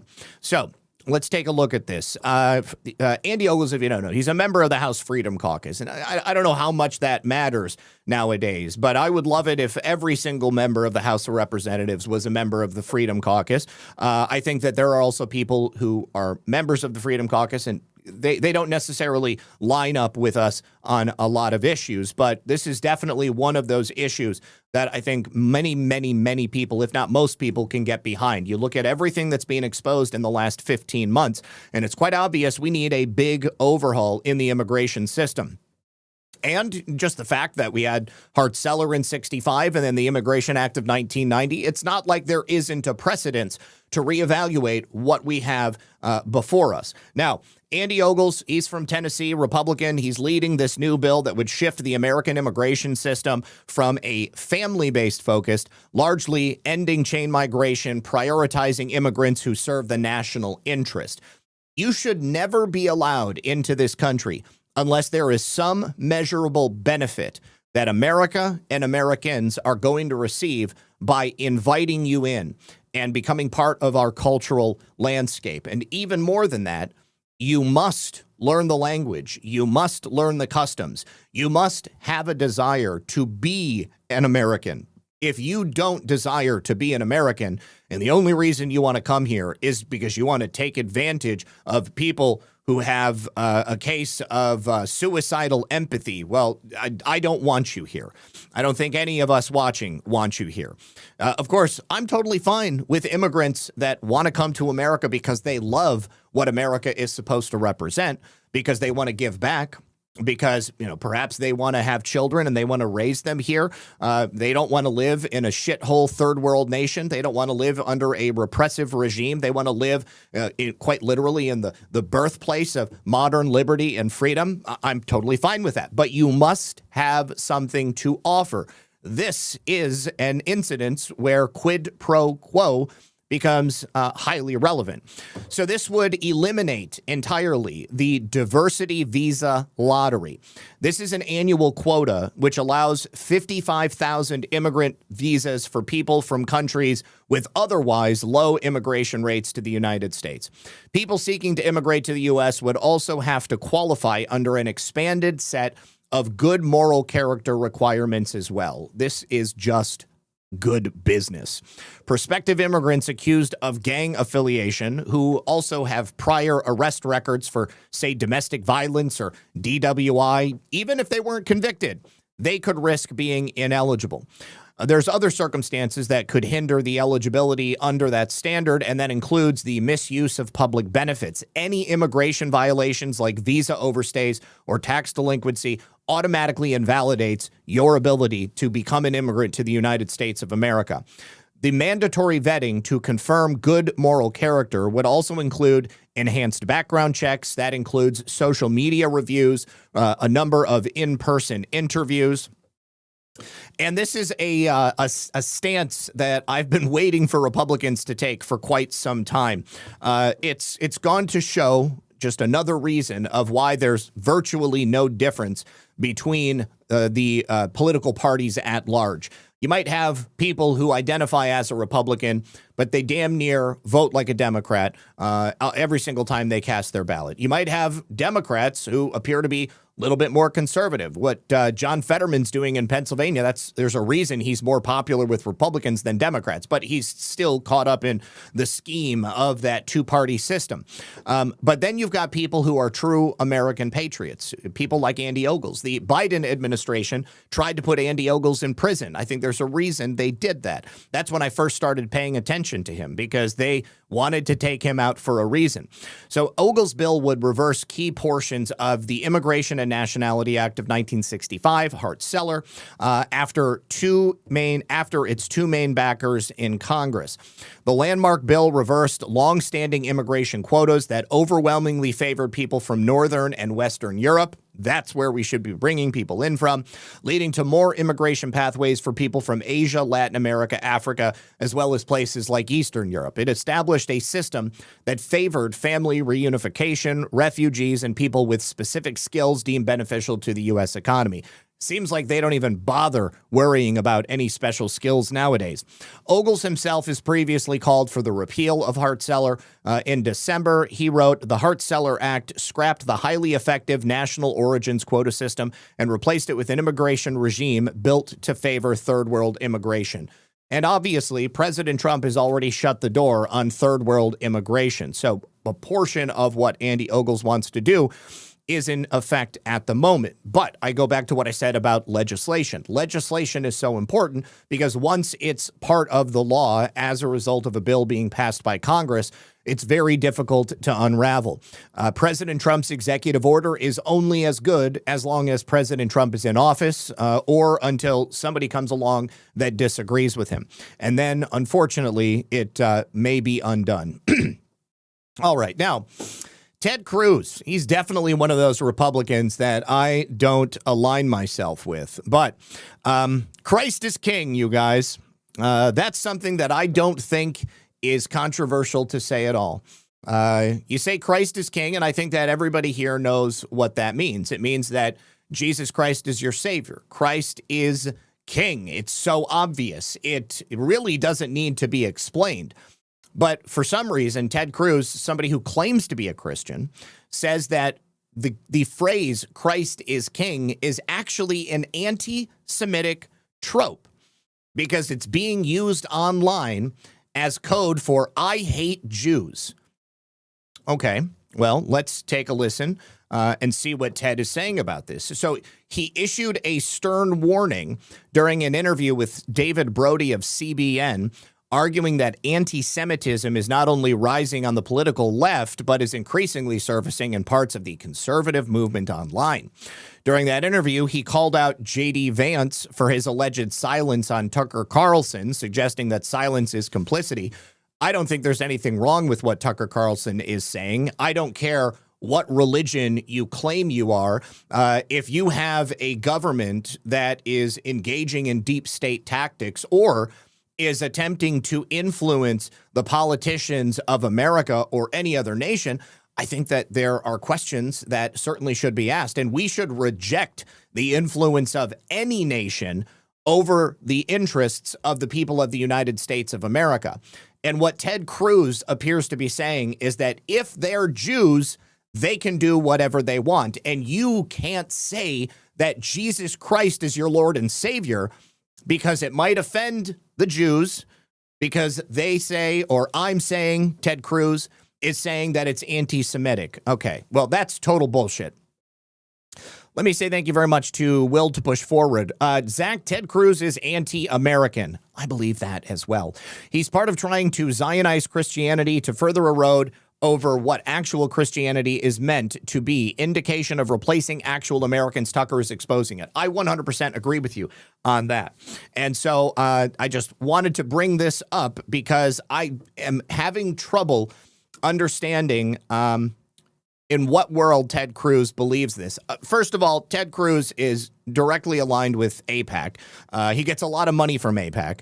So I don't even know if Ted Cruz really believes this or if he's just saying it because it's an AIPAC talking point. But whatever the reason is, I think that we should say it as often as we get the opportunity to, because Christ is King. Jesus Christ is my Lord and Savior. And I am not going to be told that I can't say that because somebody else doesn't like it. They're words, except these words are fundamental to who I am. These words are fundamental to the ultimate dispensation of my soul. So you are never, ever going to convince me that I should not say Christ is King. This, yes, it's shocking. It is absolutely shocking. So Senator Cruz told Brody that he believes the GOP is at a crossroads, similar to the one that was described by Ronald Reagan in 1964. He pointed to Tucker Carlson and says that he's the leader of a venomous ideology that is infiltrating the party. When asked if Brody, by Brody, if J.D. Vance, a close friend of Carlson's, should speak out against the former Fox News host, Cruz was blunt.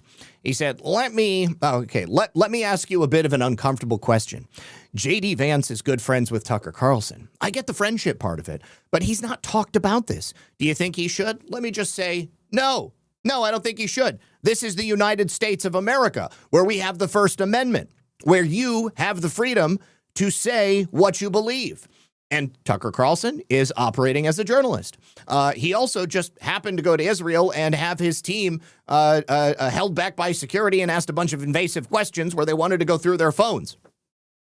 He said, look, everybody's going to have to decide where they stand. I believe Ronald Reagan in 1964 gave a very famous speech, A Time for Choosing, and I think that this is a time for choosing. Is silence complicity? I will say a decade ago when anti-Semitism began rising on the left, the Democrat leadership did nothing. They looked the other way and it's consumed their party. I mean, there is a very real pro-Hamas contingent in the Democratic Party.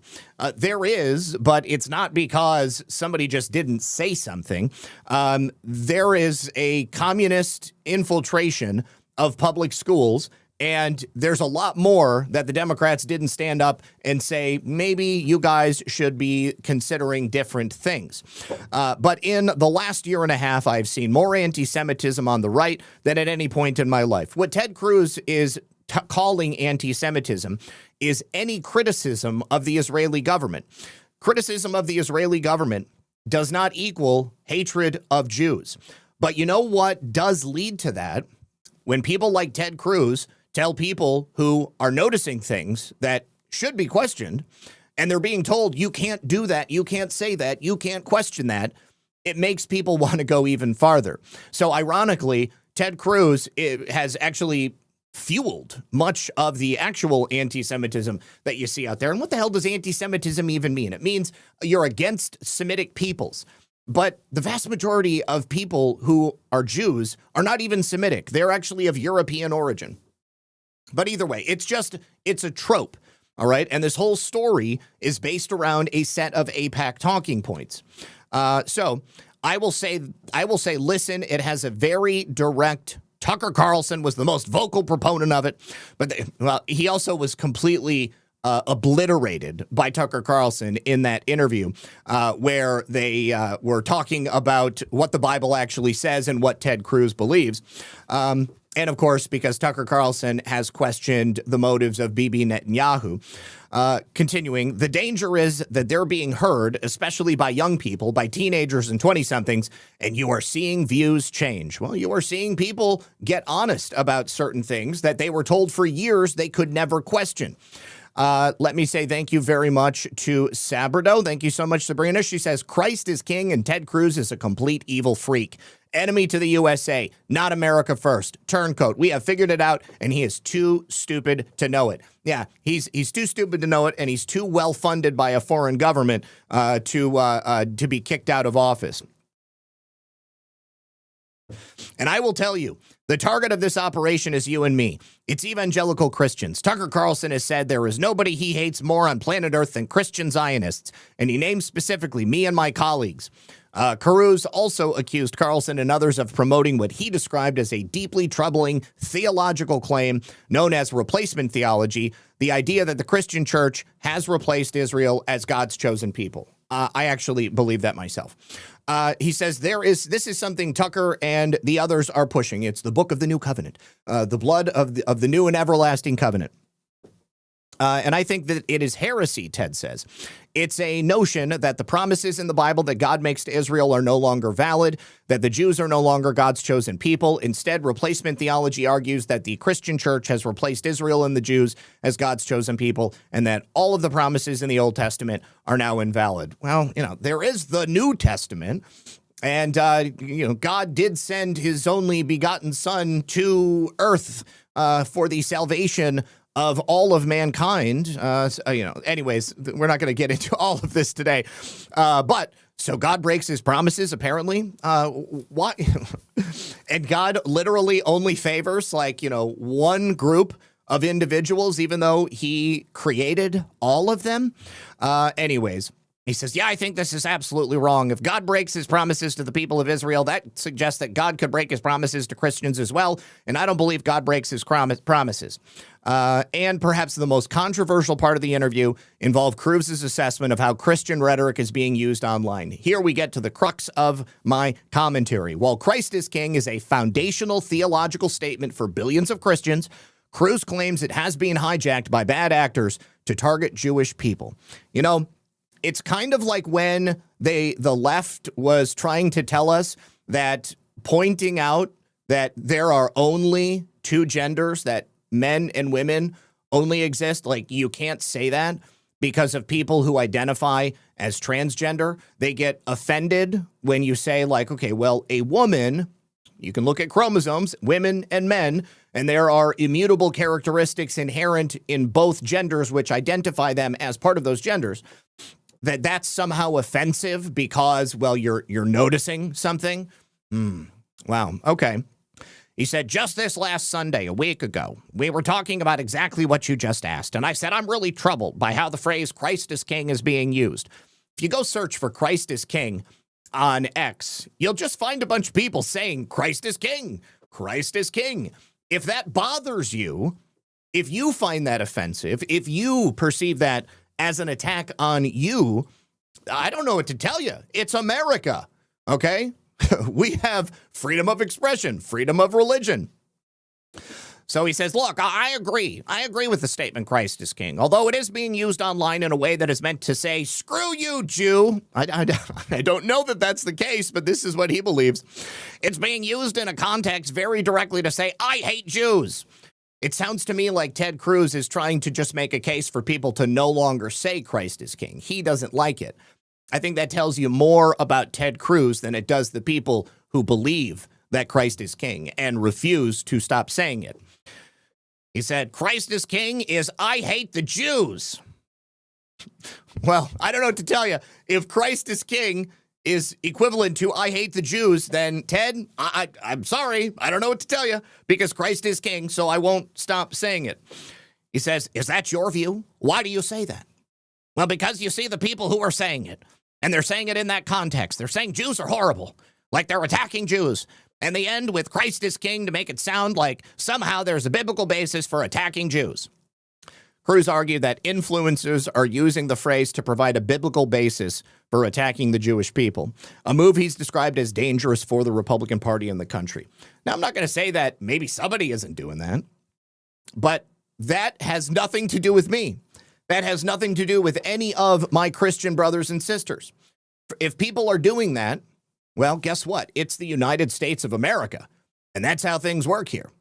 I am not about to sacrifice my rights for somebody else's behavior. That's not what we do in the United States of America. That's like MSNBC, MS Now, asking me to give up my guns because some Muslim terrorist was able to pick up a gun illegally and then use it to kill somebody else. That's tragic. But that shit ain't on me. So no, you cannot have my guns. And yes, Christ is king. Ted Cruz. I can't believe this guy is still in office, man. It's absolutely insane. All right. Now, I have some wonderful news for you guys. You probably remember the trial of the Antifa terror cell that the case began on July 4th of 2025. 9 defendants were accused of ambushing a Texas ICE facility.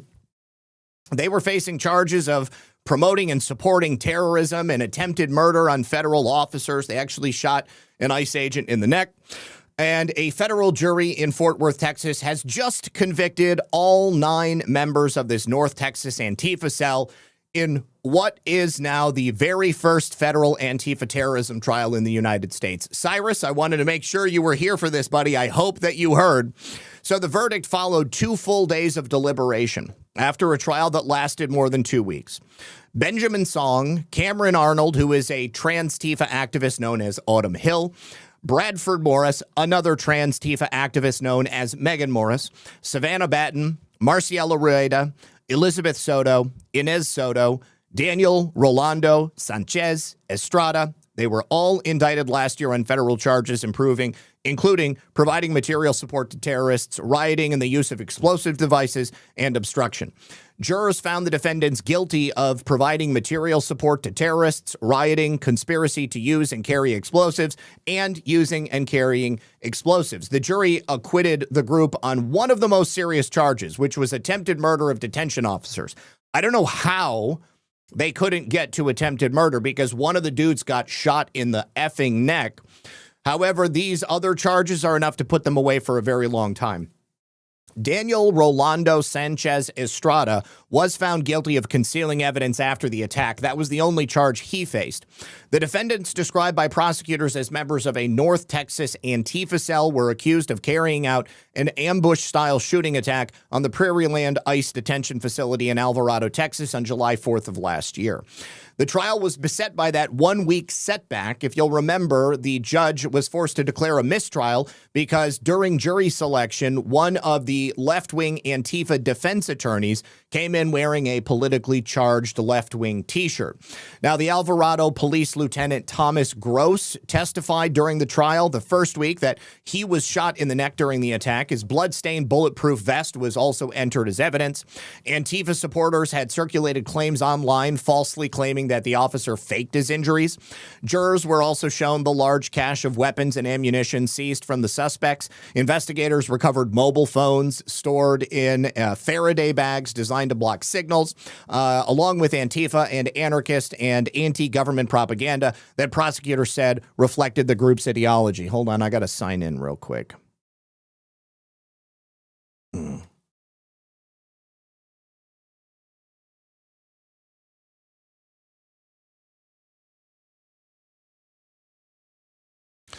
Okay. Oh. Good Lord. Everything makes you freaking sign in, give your email address.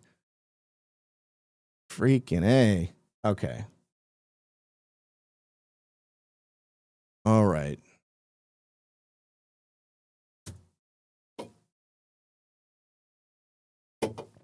Good Lord. It's making me do it again. All right. Maybe I don't care that much. Maybe I don't care that much. Oh, it wants me to download the app. I'm not going to download the app. I'm on my freaking computer. What the hell? Okay. Either way, just want to let you all know that they were they were convicted. All right. So we'll let you know what happens when we get to the sentencing phase of their trial. Let me say thank you very much to the Sentinel. This investigative reporting reminds me of what used to happen in the 1970s and the 1980s.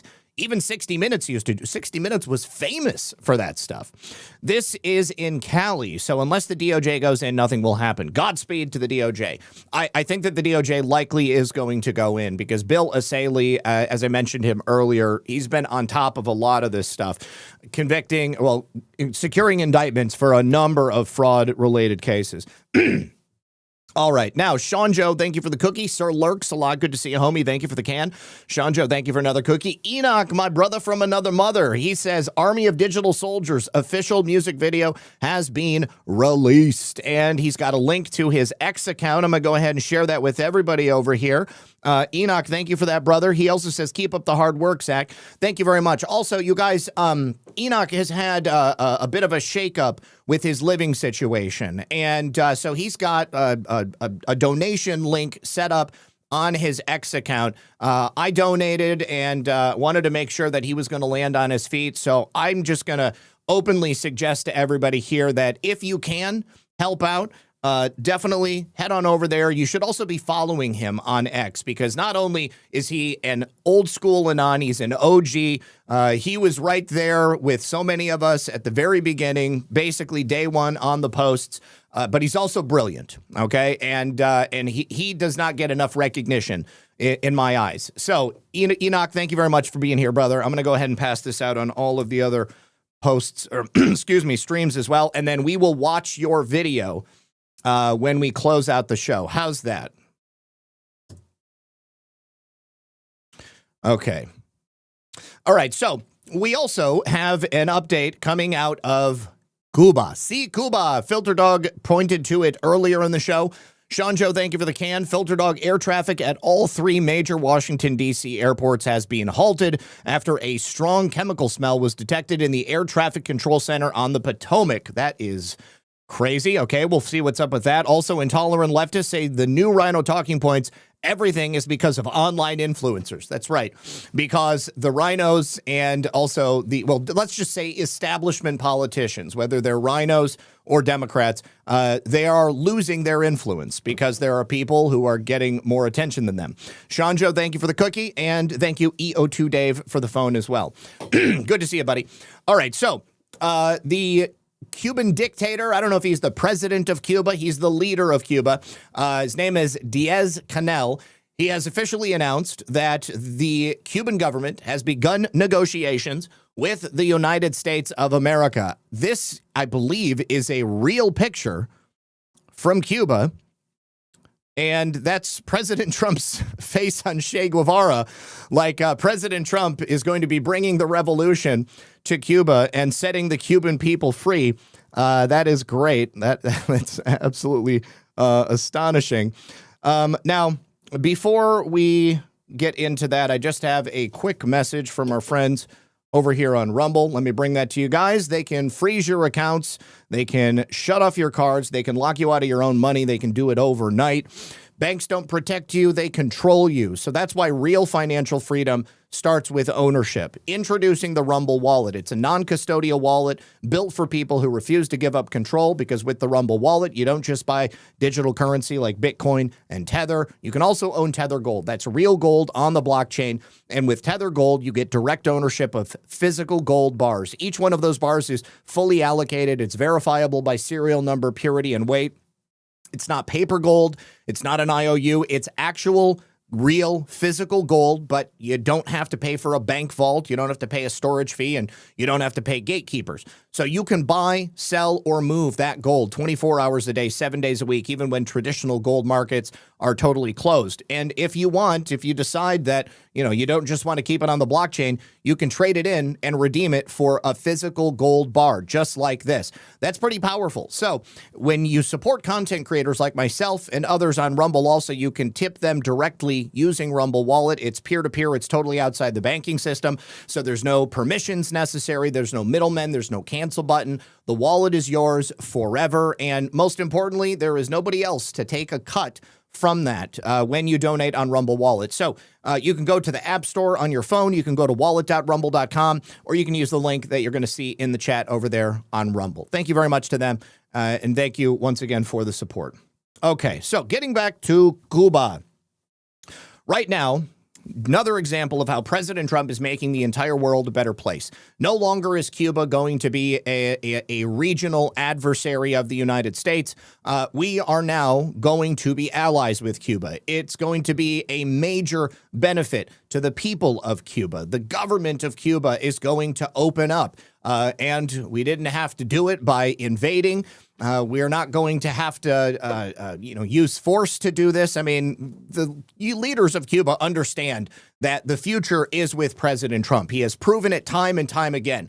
The golden age can be for all people of every nation. And can you imagine what's going to happen when they open the doors and trade is able to happen between America and the United States? The Amber May Show has rated us over on Rumble. Amber May, thank you very much. I appreciate that. I'll go ahead and check out your channel. And of course, it's also very important because Marco Rubio, the busiest man in the Trump administration besides President Trump, his family hailed from Cuba. So this right here is a video of the Cuban leader going on Cuban national television, doing a special broadcast and letting the people of Cuba know that we are in negotiations with them to essentially bring them into the international community. Now, it's in Spanish, so I'm not going to play it, but there's obviously a lot of problems in Cuba. Because of the sanctions for many years, it's also created a society of people with great ingenuity because parts for things are just not available. The cars they're driving are from the 1950s. It's pretty insane to see what they've been able to accomplish in Cuba. And of course, also, the Cuban government doesn't want to become like Nicolas Maduro. They don't want to get arrested. They would much rather just, prosper, live long and prosper and have everything together. Now, even more than that, the leader of Cuba, Miguel Diaz-Canel, has also announced he's authorized the entry of the FBI into Cuba. So that means that any potential criminal activity that's been taking place out of the eyes of the United States, that's probably not going to be happening any longer. There are already Cuban nationals that the United States has indictments against for participation in drug, weapons, and human trafficking that are going to be there in Cuba. And the president of Cuba has just opened the door to allow those people to be arrested. Also, if the FBI is going to be setting up like perhaps a satellite office in Cuba, then that means that we are much, much closer to making Cuba something much more like the United States. I want to be very clear. I don't think that Cuba should become part of the United States. We have no indication that that's even on the table.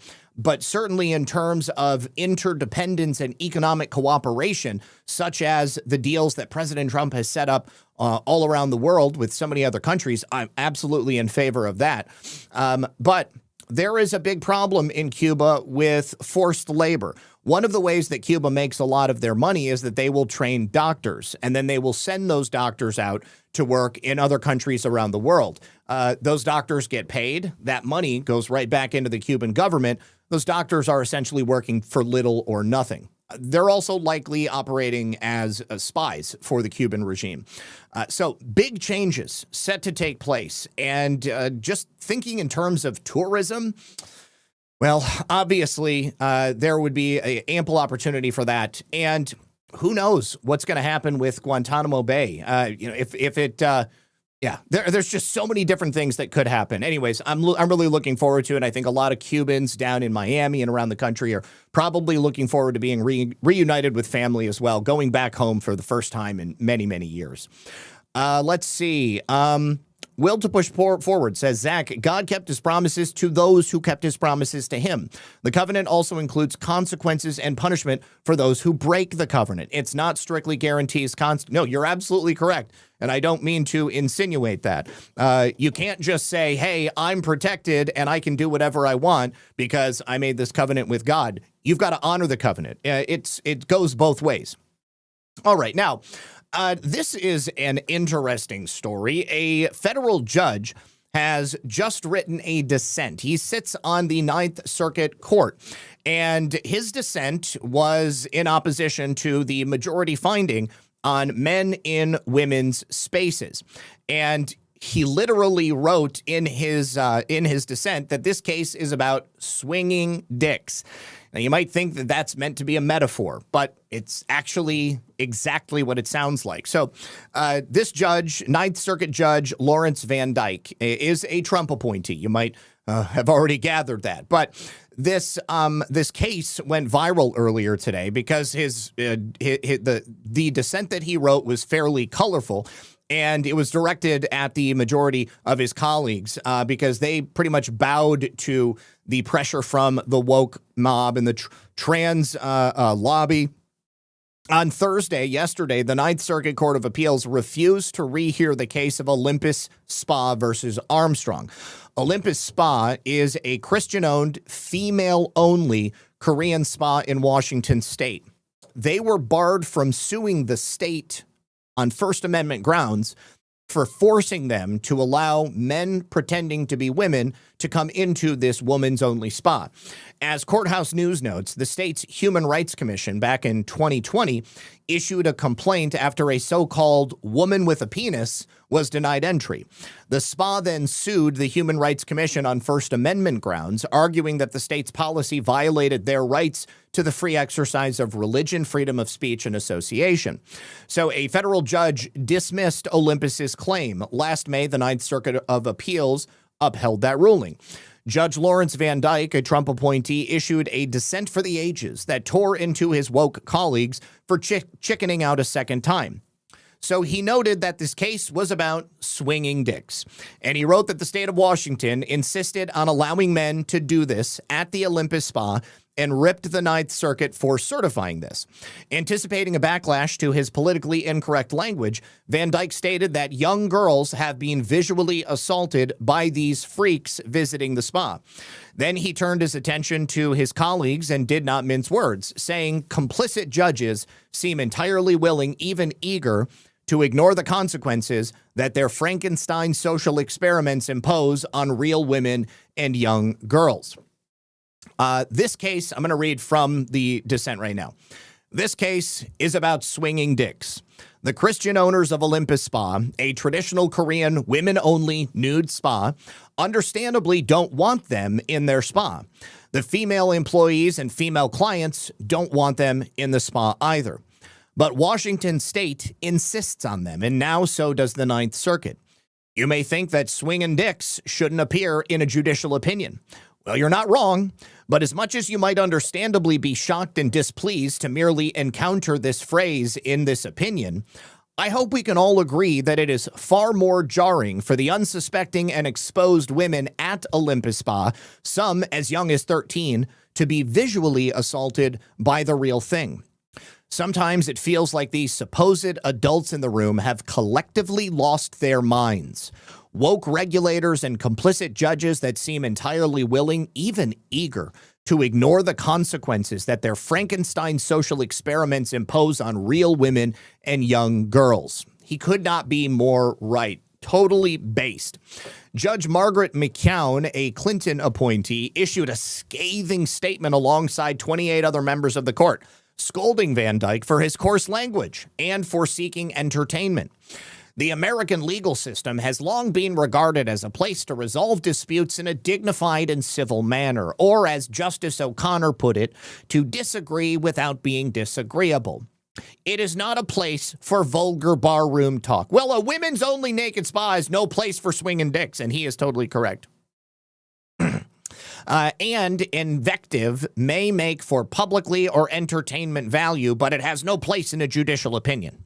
The lead dissent ignores ordinary principles of dignity and civility and demeans this court. They demean themselves. They demean the women of the state of Washington. They demean rational and level-headed, clear-minded people everywhere. Because although this opinion is from the Ninth Circuit and directly deals with Washington, undoubtedly, this opinion may set precedents to be used in another part of the country. In fact, I guarantee you, somebody is going to reference this opinion from the majority on the Ninth Circuit, and they're going to use it as an opportunity for a man who gains sexual gratification from pretending to be a woman and then getting naked in front of real women to get that swinging dick in front of little kids.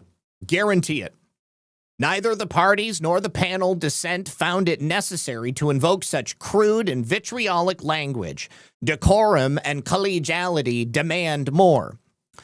Well, Van Dyke refused to back down. He said, "Finally, I'll respond briefly to my colleagues' discomfort with how I've written this dissent.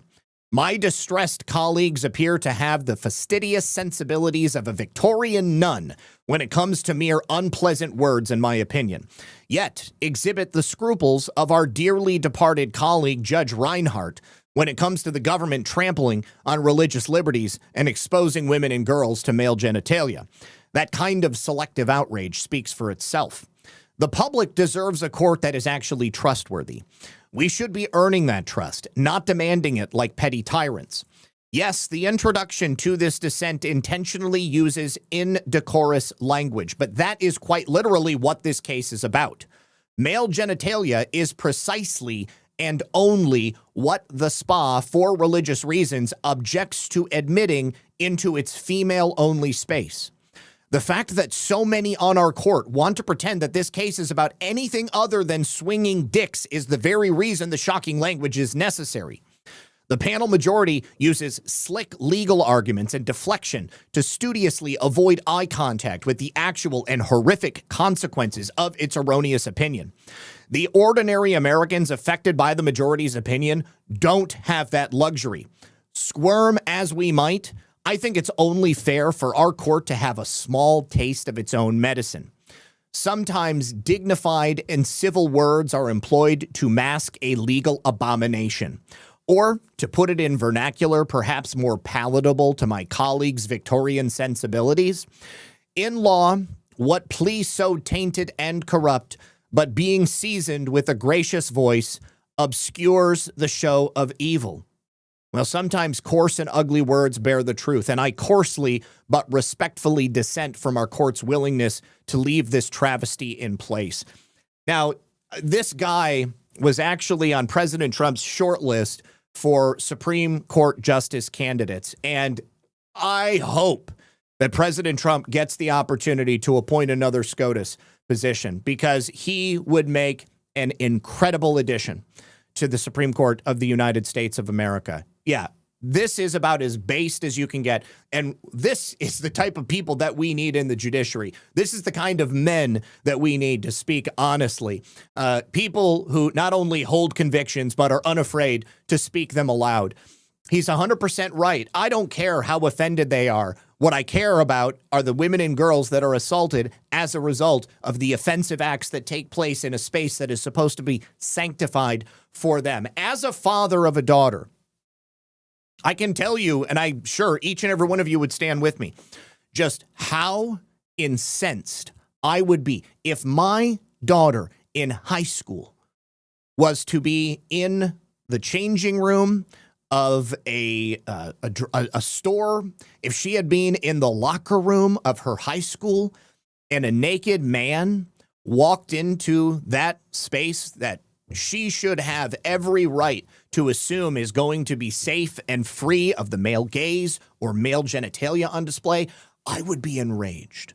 I would be absolutely incensed, and I would do everything in my power to try to protect her from ever having to see that again. And I'm sorry, but I don't care what people believe. If you want to dress as a woman, fine.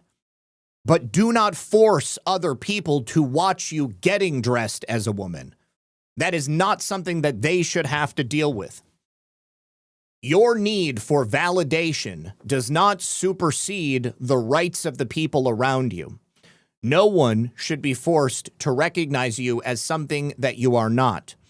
If you would like the respect of being addressed in a certain way, then at the very least, you must afford, at a minimum, that same level of respect to the people around you. And if you are a man walking around naked, going into women's places, I remember the good old days when those people were called perverts. And I think that we need to get back to being honest about that.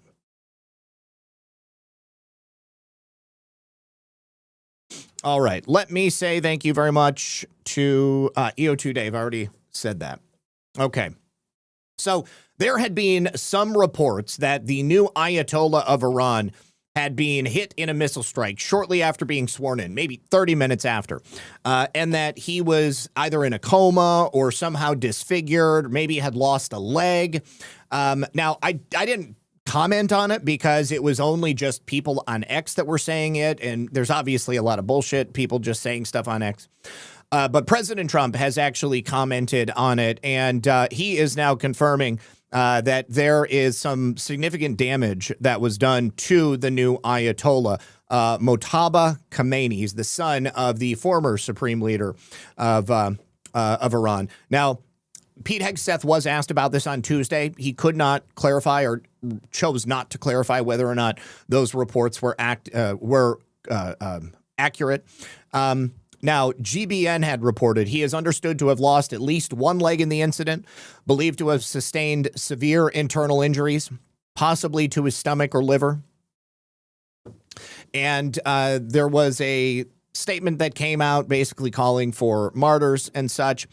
President Trump was asked about it. He was in a conversation with Brian Kilmeade, and he said, I think he's damaged, but I think he's probably alive in some form. Trump also responded to say that Khomeini, doubling down on closing the Straits of Hormuz, said he's going to have to put up or shut up. So here is President Trump commenting on it. Oh, actually, drinking warm water. Gotta wait to get past this commercial.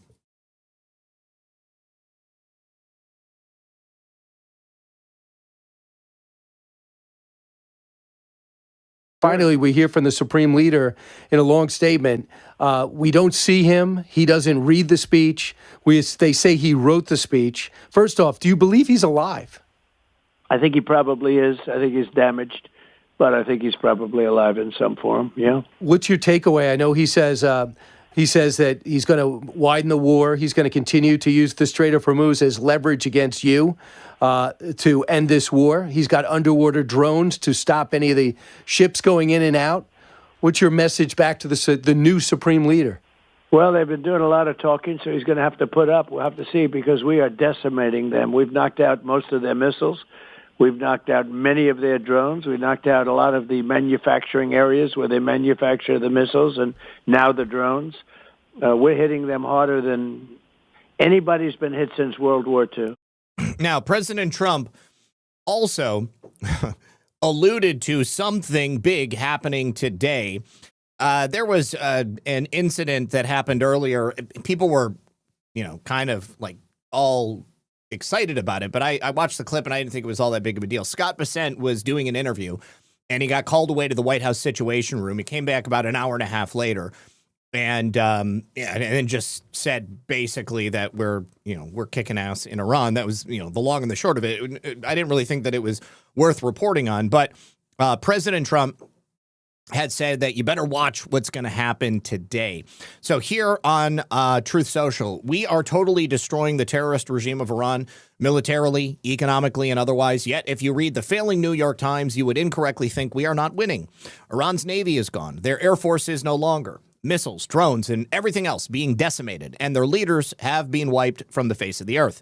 We have unparalleled firepower, unlimited ammunition, plenty of time. Watch what happens to these deranged scumbags today. They've been killing innocent people all around the world for 47 years, and now I, as the 47th president of the United States of America, am killing them. What a great honor it is to do so. Thank you for your attention to this matter, President Donald J. Trump. We do have... Oh, yeah. I think that this is an AI video from Iran. I don't know if it was the Iranians that made it or if it was somebody else that made it. But anyways, here it is. Here it is.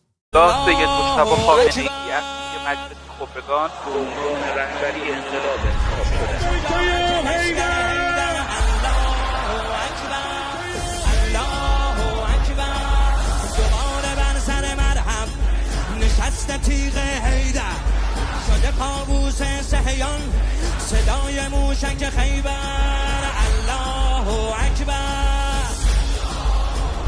آیان صهیون رو ما رقم میزنی.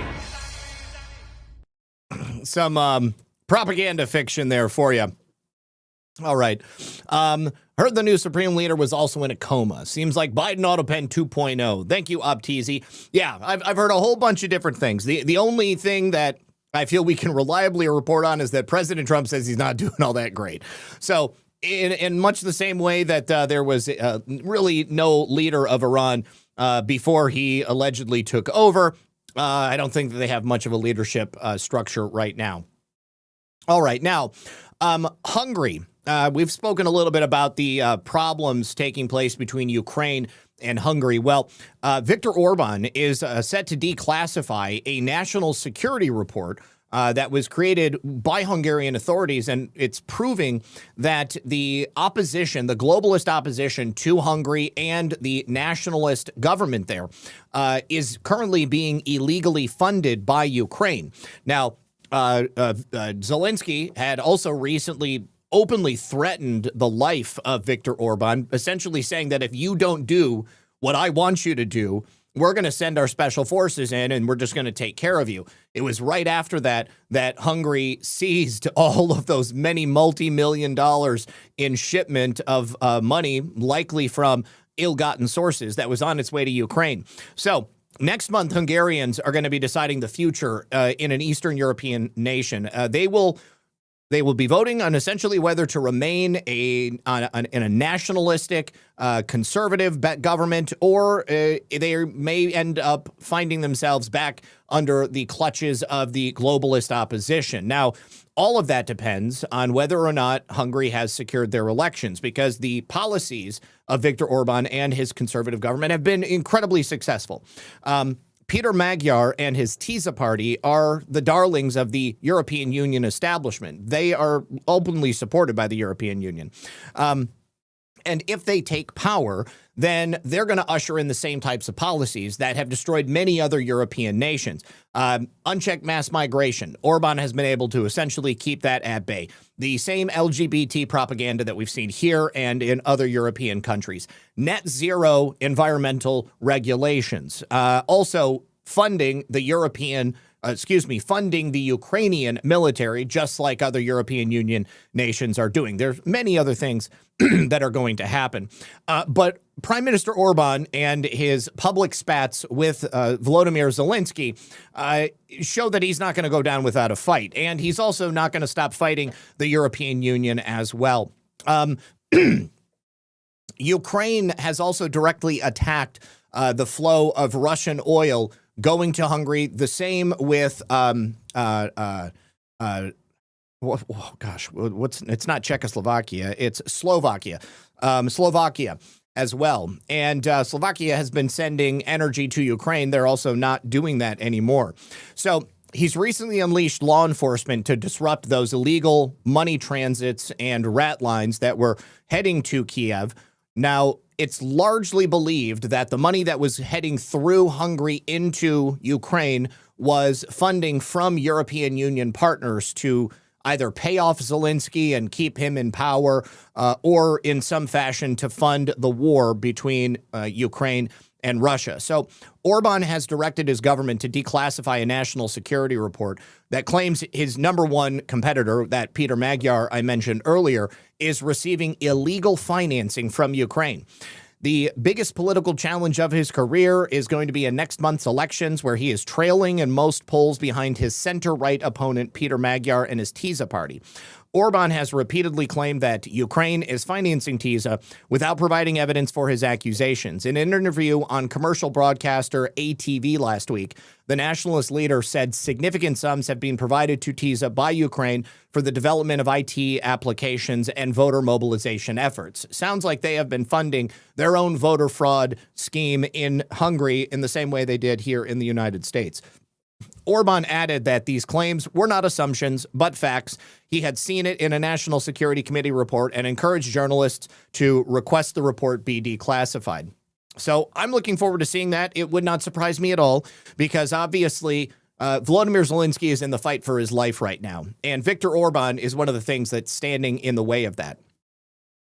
All right, now, do you remember Tova Noel, the Epstein prison guard who got a series of unusual deposits into her Chase bank account and then searched for latest Jeffrey Epstein in prison on the night that whoever it was in his cell lost their life, and also falsified records and didn't check on the cell to make sure that the person playing Jeffrey Epstein was still alive. Anyways, a lot of different reasons why the Oversight Committee would want to talk to her. James Comer indicated the other day that that was going to happen, and the letter has officially gone out.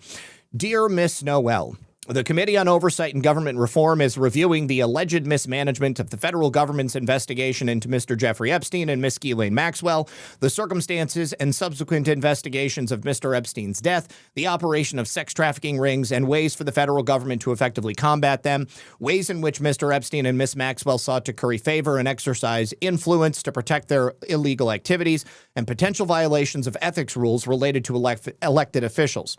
Due to public reporting, documents released by the Department of Justice, and documents obtained by this committee, we believe that you have information that will assist in our investigation. Accordingly, we request your testimony at an in-person transcribed interview on March 26th at 10 a.m. in Washington, D.C.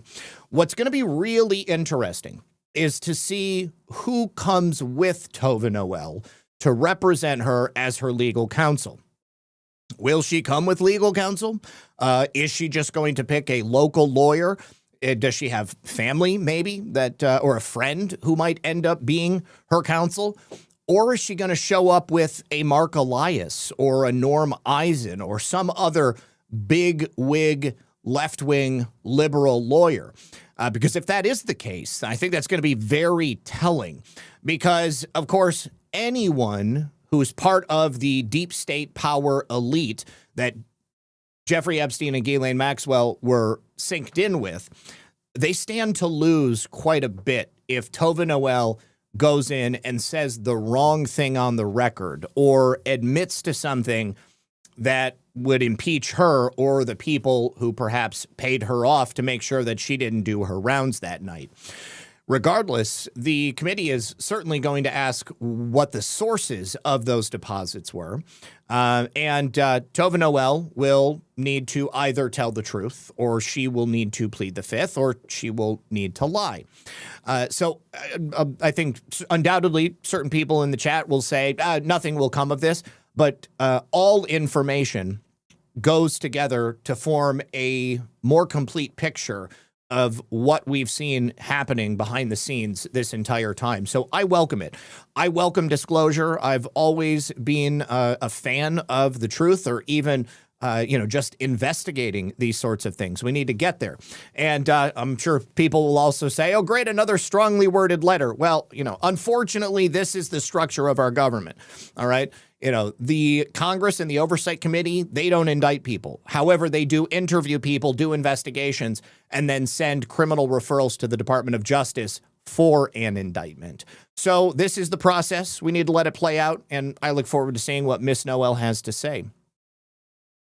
All right. Thank you again, Opteasy.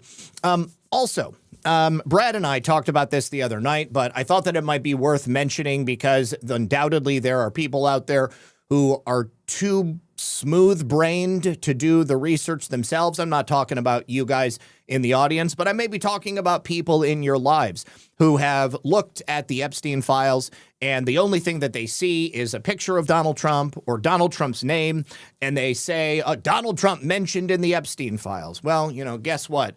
I can write a diary entry about Donald Trump in the day that I got ice cream, but that doesn't mean Donald Trump and I got ice cream together. I can, call the FBI and I can say, Hillary Clinton spanked my ass in Chappaqua, New York, and I feel like I was sexually assaulted. Well, that doesn't mean that Hillary Clinton actually spanked my ass in Chappaqua, New York, and it doesn't mean that I was even sexually assaulted. The same thing is true of many of the things referencing Donald Trump in the Jeffrey Epstein files. The 40,000-foot view of the Epstein file saga is that they're only out as a result of Donald Trump. Stop. Full stop right there. Anybody who doesn't realize that is either disingenuous or they're not intelligent enough to recognize what's right in front of their faces. Now, one of the claims against President Trump is a claim that's actually come up multiple times, and it was one of those unsubstantiated reports that we talked about when these first started coming out several months ago.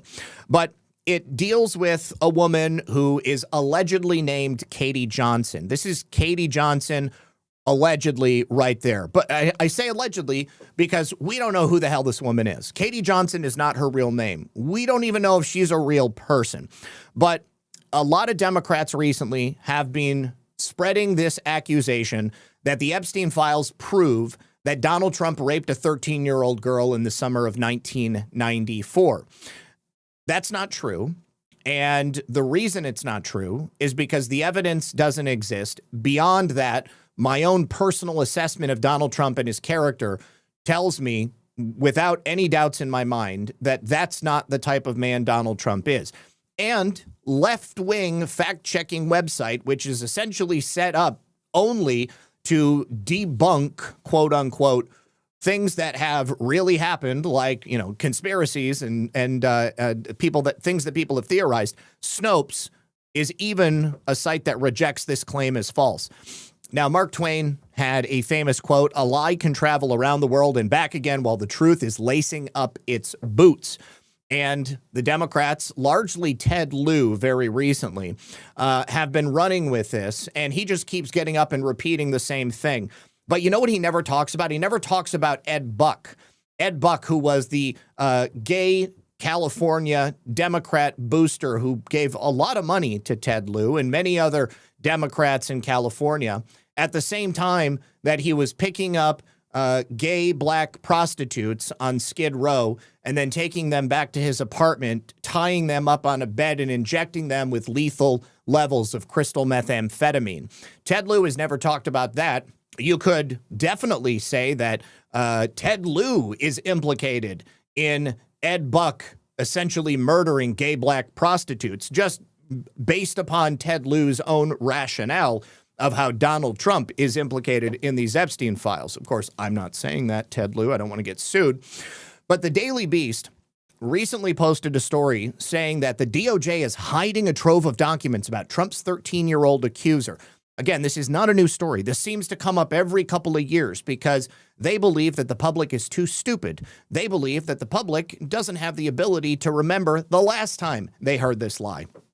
But the problem is that some of the public is too stupid, or they just don't care about the truth and they're going to repeat it over and over and over again, even though it's being debunked over and over and over again.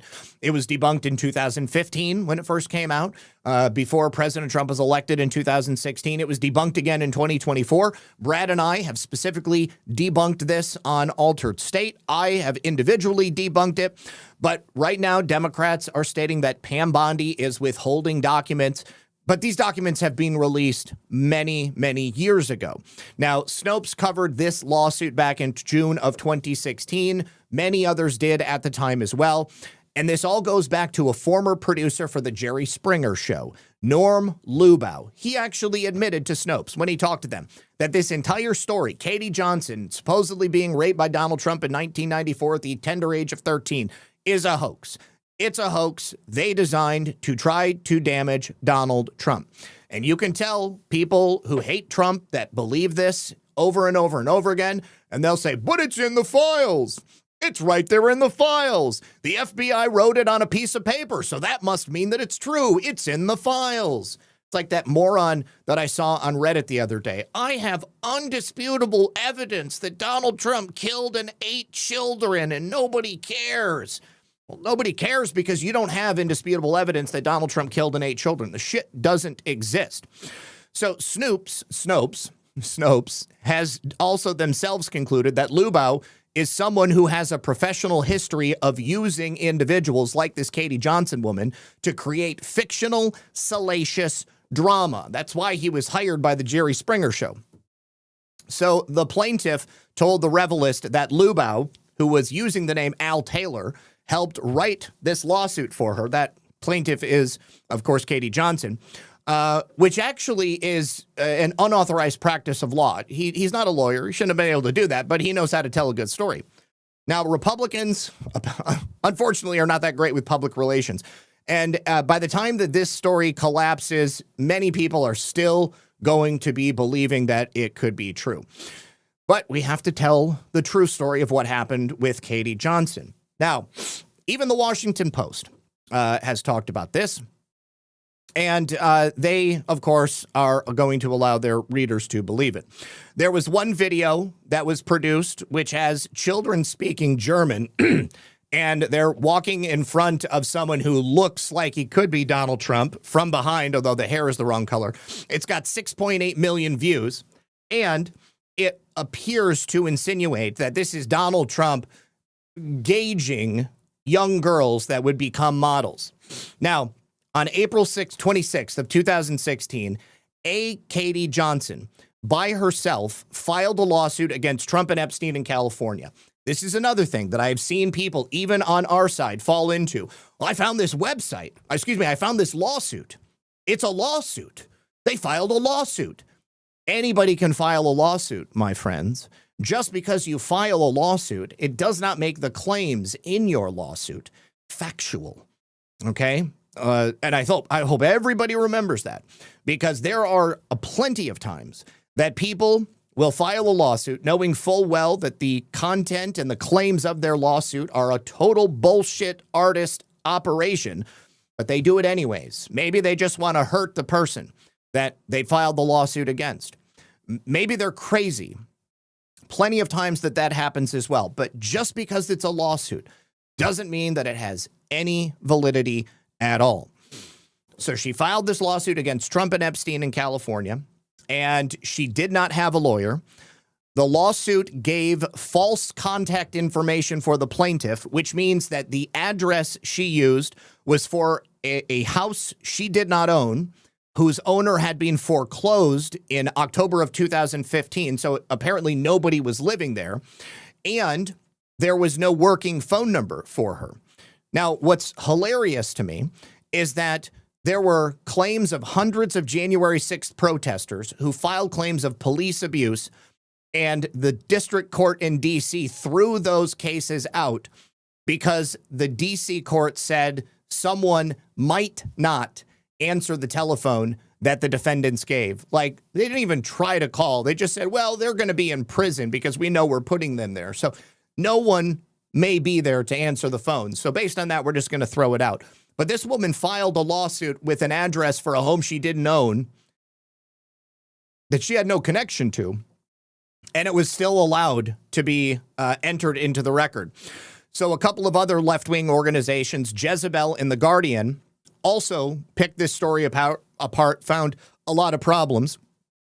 Katie Johnson claimed that she was involuntarily taken to sex parties, but the reason she was at the sex party was because she was enticed by the promise of money and a modeling career.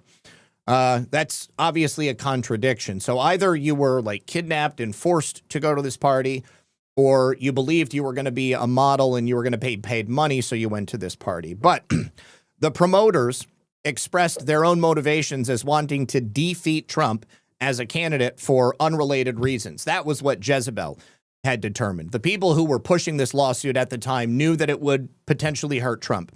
So that lawsuit was filed in California, and then it was filed again in New York. So now you've got it in two different jurisdictions. The smooth-brained, low IQ mouthpieces in social media world, they see that and they think, oh my gosh, it's in two different sides of the country. It's got even more validity than I thought it did before. But both of those lawsuits were either withdrawn by Katie Johnson or were dismissed. Now, people look at that and they say, well, the reason it went away is because President Trump settled the case. That means that the claims are true. But that's not true. President Trump never settled this case. He would have fought it, but it wasn't necessary because Katie Johnson just withdrew it. The damage was already done. The court papers are out there. And then people who don't know how to do research are looking around and saying, oh my God, look, this is being covered up by the DOJ. In the California case, it was dropped for failing to state a cause of action because she didn't have a lawyer. It was written by a Jerry Springer producer. In the context of this case, that would mean that the factual allegations were significant, but they were not presented in a legally valid pattern, the way that a lawyer would do. So the court docket indicates that the court was unable to contact the plaintiff. Why? Because she gave a fake address. And she filed the complaint at address that she provided, which wasn't hers. So there was no possible way to even communicate with her, which is just another indication that this never intended to go any farther than just being a damaging slight on the media's record of President Trump. So the court could not locate a forwarding address because Katie Johnson wasn't her real name. There was apparently nothing that she gave. Now, in California especially, you can get yourself a driver's license at the city mission, and then you can receive mail there. They do it with ballots all the time. We've talked about this. You can get your mail forwarded there. You could have it forwarded to a P.O. box, but Katie Johnson didn't have any of that. Now, Julie K. Brown is the journalist in Miami who has done a number of big exposés on Epstein over the years. She's the one who first discovered and really widely wrote about Epstein's plea deal in Florida in 2008. So she wrote on Twitter about Katie Johnson, the woman just wouldn't talk, meaning she actually wouldn't talk. She wouldn't come in. Her lawyer would also not confirm that she was even a real person. The address she gave in her lawsuit was false. She was also, as I previously stated, linked to political operatives. In August of 2015, an employee at Gawker Media received an unsolicited voicemail tip from someone identifying themselves as Al Taylor. Al Taylor, as I've established, was that guy from the Jerry Springer Show. Al Taylor was not his real name, but he claimed to be the PR person for the Erotic Heritage Museum in Las Vegas. It's being reported that plenty of journalists, advocates, and political operatives attempted and or were promised in-person interviews with Katie Johnson, but none of those interviews ever happened. Steve Baer, who's a conservative donor, promoted these claims of Katie Johnson's lawsuit. He told Jezebel that he never met her in person, despite many attempts to do so. One outlet, the now defunct millennial targeting site Revelist, scored a sort of interview with Katie Johnson. In July of 2016, after first being promised an in-person meeting by one of Katie Johnson's representatives, the journalist for Revelist, Emily Sugarman, got a conference call, which at the end of it left her wondering if Katie Johnson actually even existed. She said, I don't know if the person I spoke to, Katie Johnson, is the same girl who Trump allegedly raped in 1994, or more importantly, if that girl even exists. So the case that was refiled in New York was not filed by a criminal lawyer. It was filed by a patent lawyer. Sometimes it's difficult to find a good lawyer, but especially when deadlines are approaching, and she just needed a lawyer, apparently. Now, if she would have had to pay for a competent attorney, that would actually cost a lot of money. In August of 2016, you might remember this name, attorney Lisa Bloom had helped to organize and publicize a news conference. This Katie Johnson claim was part of that. Katie Johnson was scheduled to speak at this news conference, but she backed out at the last minute. She left a whole room full of waiting reporters who had questions for her. And then a couple of days later, she dropped the case. So this case is total garbage. And the fact that anybody on the left is bringing it up right now either shows a supreme lack of discernment, or it goes to show you that they don't care about it not being real. They're simply, once again, trying to disrupt and tarnish President Trump's image. Katie Johnson doesn't exist. She's a ghost. She's a figment. And so, therefore, I wanted to make sure that every single one of you was aware of that, because undoubtedly, if you deal with left-wing people in your own life, you're probably going to come across that as some type of an argument. They'll make that argument to you. Well, what about Katie Johnson? What about Trump raping a 13-year-old girl? Well, Katie Johnson didn't actually happen. All right, you guys, real quick before we close out the show, I've got another message from our friends over here on Rumble. You may be aware that AI is probably coming for your job. I know that sounds extreme, but CEOs and scientists are right now building artificial intelligence, and they're warning that AI is going to transform and replace large parts of today's workforce a lot faster than people are going to be prepared for. So if you want to understand what's happening and how to prepare, visit drivegrowthhq.com, and you can see what AI leaders say is coming next. It's delivered totally free by email. You just go to drivegrowthhq.com. It's a free analysis from Drive Growth HQ that examines what AI researchers, economists, and CEOs are right now saying about the future of work and the growing risk of labor disruption. The report explains how AI is already reshaping industries, why experts and CEOs of major companies believe that job displacement is going to accelerate in coming months, and what individuals and businesses should understand and what they should, more importantly, do right now. So you can read the full free report at drivegrowthhq.com, because your job may be next, and the real question isn't whether AI will change work. It's whether or not you're going to be prepared for it when it does. Thank you very much, and you can use that QR code on screen as well. Okay, so let's go through the final thank yous. First of all, I see that Jack of Spades 23 tipped via Rumble Wallet. Thank you very much. Let me roll up here, and I can tell you whether it was in Tether, Tether Gold, or Bitcoin. Thank you very much for that, homie. We also have to say thank you to Trisha. It looks like it's Tether Gold. I think that may be my second Tether Gold donation. Thank you for that, Holmes. I appreciate you, Jack of Spades 23. Also, Trisha drops $1 and says an article. Let me pull this up.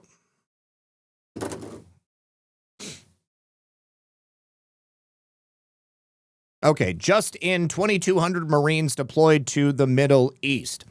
All right, so the question asked at the beginning of the article is this signaling a possible ground invasion in Iran? Nearly 2,200 U.S. Marines have gotten the call to be deployed to the Middle East. The Marines are part of the Marine Expeditionary Unit that has been deployed in Japan. Let's see. The 31st MEU is permanently deployed to Japan and operates in the Indo-PACOM region, but it is now being ordered to head to the Middle East. Its deployment does not mean that the unit is going to be used as a ground force for use in Iran, but it offers land, amphibious, and aviation assets that can be available to military commanders if needed. The particular MEU also includes a squadron of F-35 fighter jets and a squadron of MV-22 tilt-rotor Osprey aircraft. So they're going to be on, looks like, their own ship. Let's see. So the 31st Marine Expeditionary Unit will be accompanied by the Tripoli Amphibious Ready Group, which consists of the USS Tripoli, the USS San Diego, and the USS New Orleans, alongside roughly the 20 F-35 Lightning IIs, and then, of course, the Ospreys. If I had to guess, these guys are going to be there for coverage in the Straits of Hormuz to make sure that traffic continues to move through there.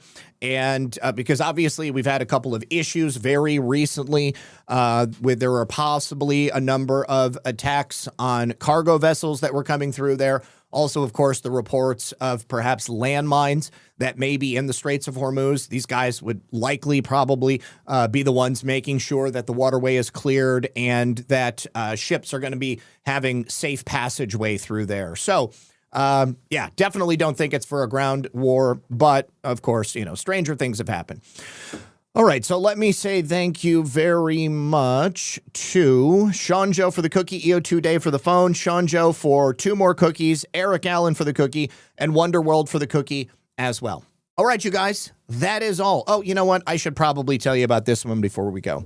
All right, Chad Allen Carr, who is the former Democrat mayor of Gettysburg, Pennsylvania, has just been arrested on multiple charges of child sex crimes.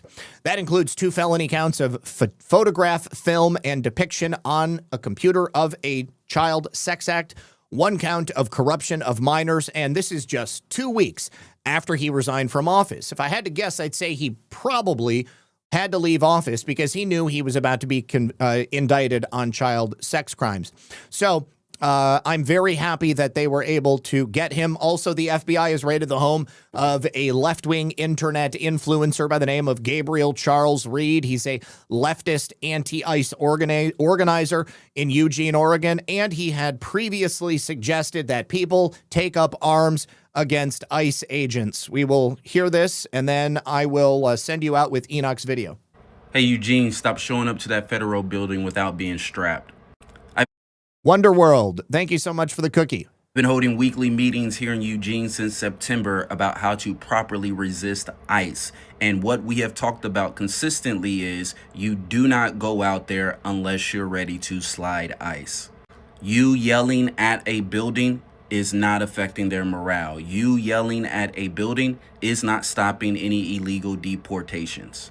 Yes, they will tear gas you. Yes, they will shoot at you. Yes, one of you will end up like Renee or Alex, and nobody will be prosecuted. You need to stop doing ineffective things to say that you are doing something. Well, like I said, he just got raided, and he's now being charged because he suggested violence and the killing of ICE agents. All right, you guys, thank you so much for being here. Thank you for the support today. I really do appreciate it. I'm going to send you out of here with Enoch's latest video, which is Army of Digital Soldiers. And let me give that a retweet while I'm here as well. Make sure you follow Enoch, you guys. He truly is a great guy. Long time, very good friend of mine. We got a chance to meet in person on January 6th, and he does events in Michigan and around the country. So you follow him, and you can go on an awesome camping trip with a whole group of old school patriots just like him. Yes, I'll be live tonight at 10:30 on OnlyLands on Badlands. So you can either join me there, or you can be back here Monday at 5 p.m. for another episode of Red Pill News Live. Let me pull up this view, and we will see you guys on the next one.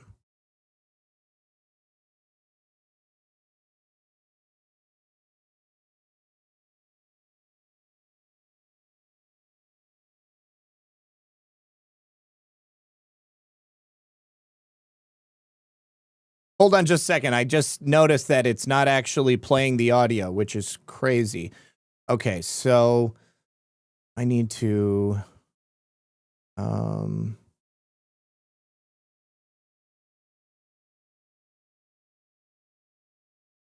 Okay, what do I need to do? I need to... No...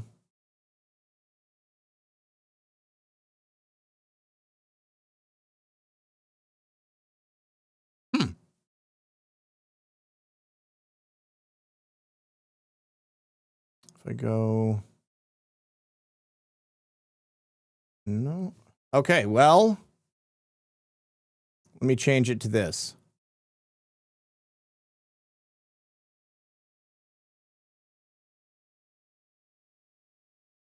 Oh. No, that's not it.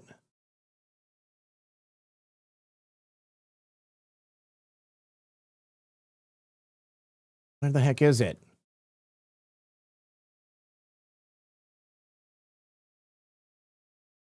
It's got to be Safari.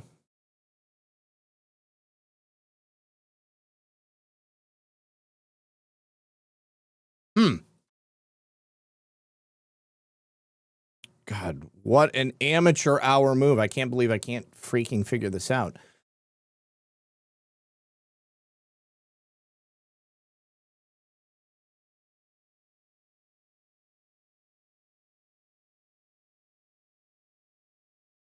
Okay, let's see if this works.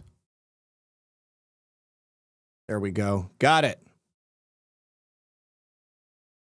Okay, restarting.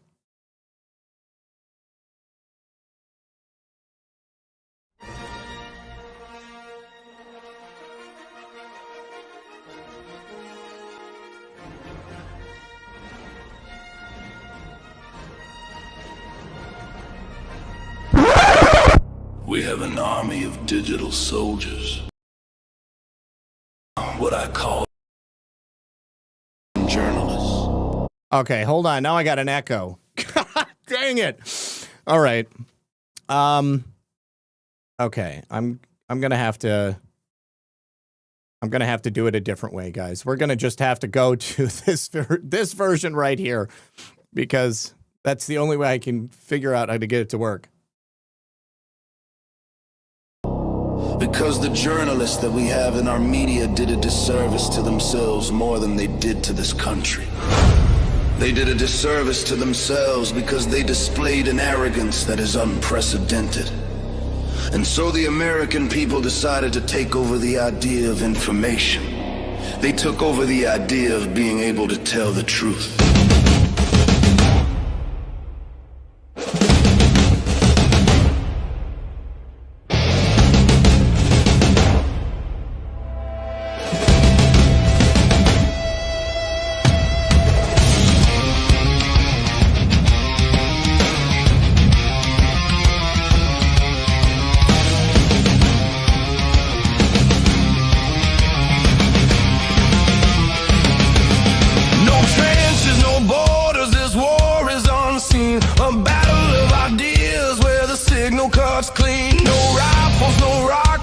marching brigades. We fight with the truth against the lies they make. They weaponize stories, they poison the streams. But we hold the line with research and memes. From the silence we rise, we refuse to be led by shadows and whispers that twist what is said. We have an army of digital soldiers, patriots on the line. No retreat, no surrender on the battlefield of minds. We fight for the soul, fifth generation war. Truth is our goal. Digital soldiers, hey, digital soldiers, hey, stand and fight, stand and fight. Digital soldiers, hey, digital soldiers, hey, hold the line, hold the line.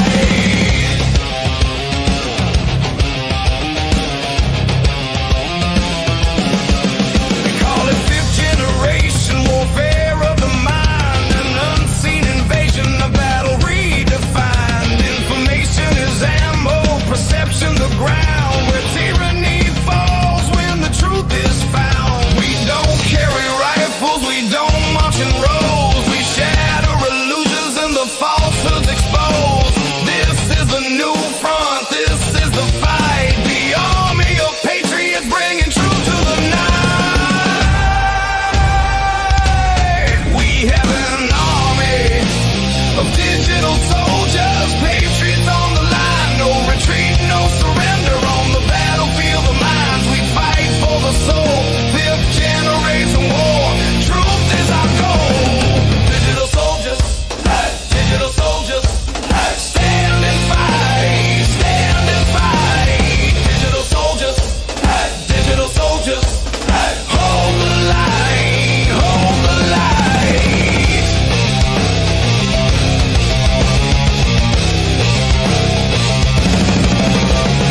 Not by bullets, not by blades, but by the light that never fades. We hold the truth, we keep it near. The battlefield is crystal clear.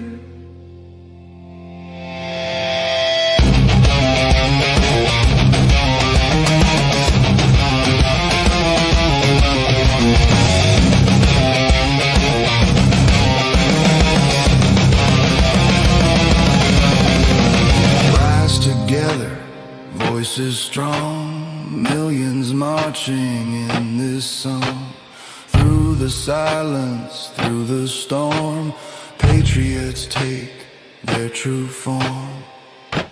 We have an army of digital soldiers, patriots on the line. No retreat, no surrender on the battlefield of mind. We fight for the soul, fifth generation war. Truth is our goal. Digital soldiers, hey, digital soldiers, hey, stand and fight, stand and fight. Digital soldiers, hey, digital soldiers, hey, hold the line, hold the line. Stand the watch, never fall. One by one, we answer the call. Truth is fire, freedom's breath. We fight for life, not for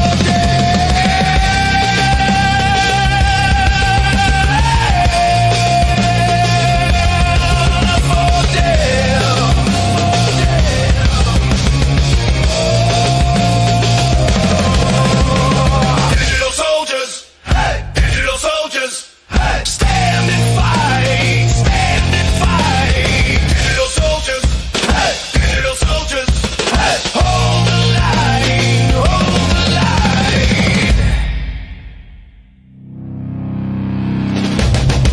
We have an army of digital soldiers, and we are stronger than ever, because the truth will always find its way through.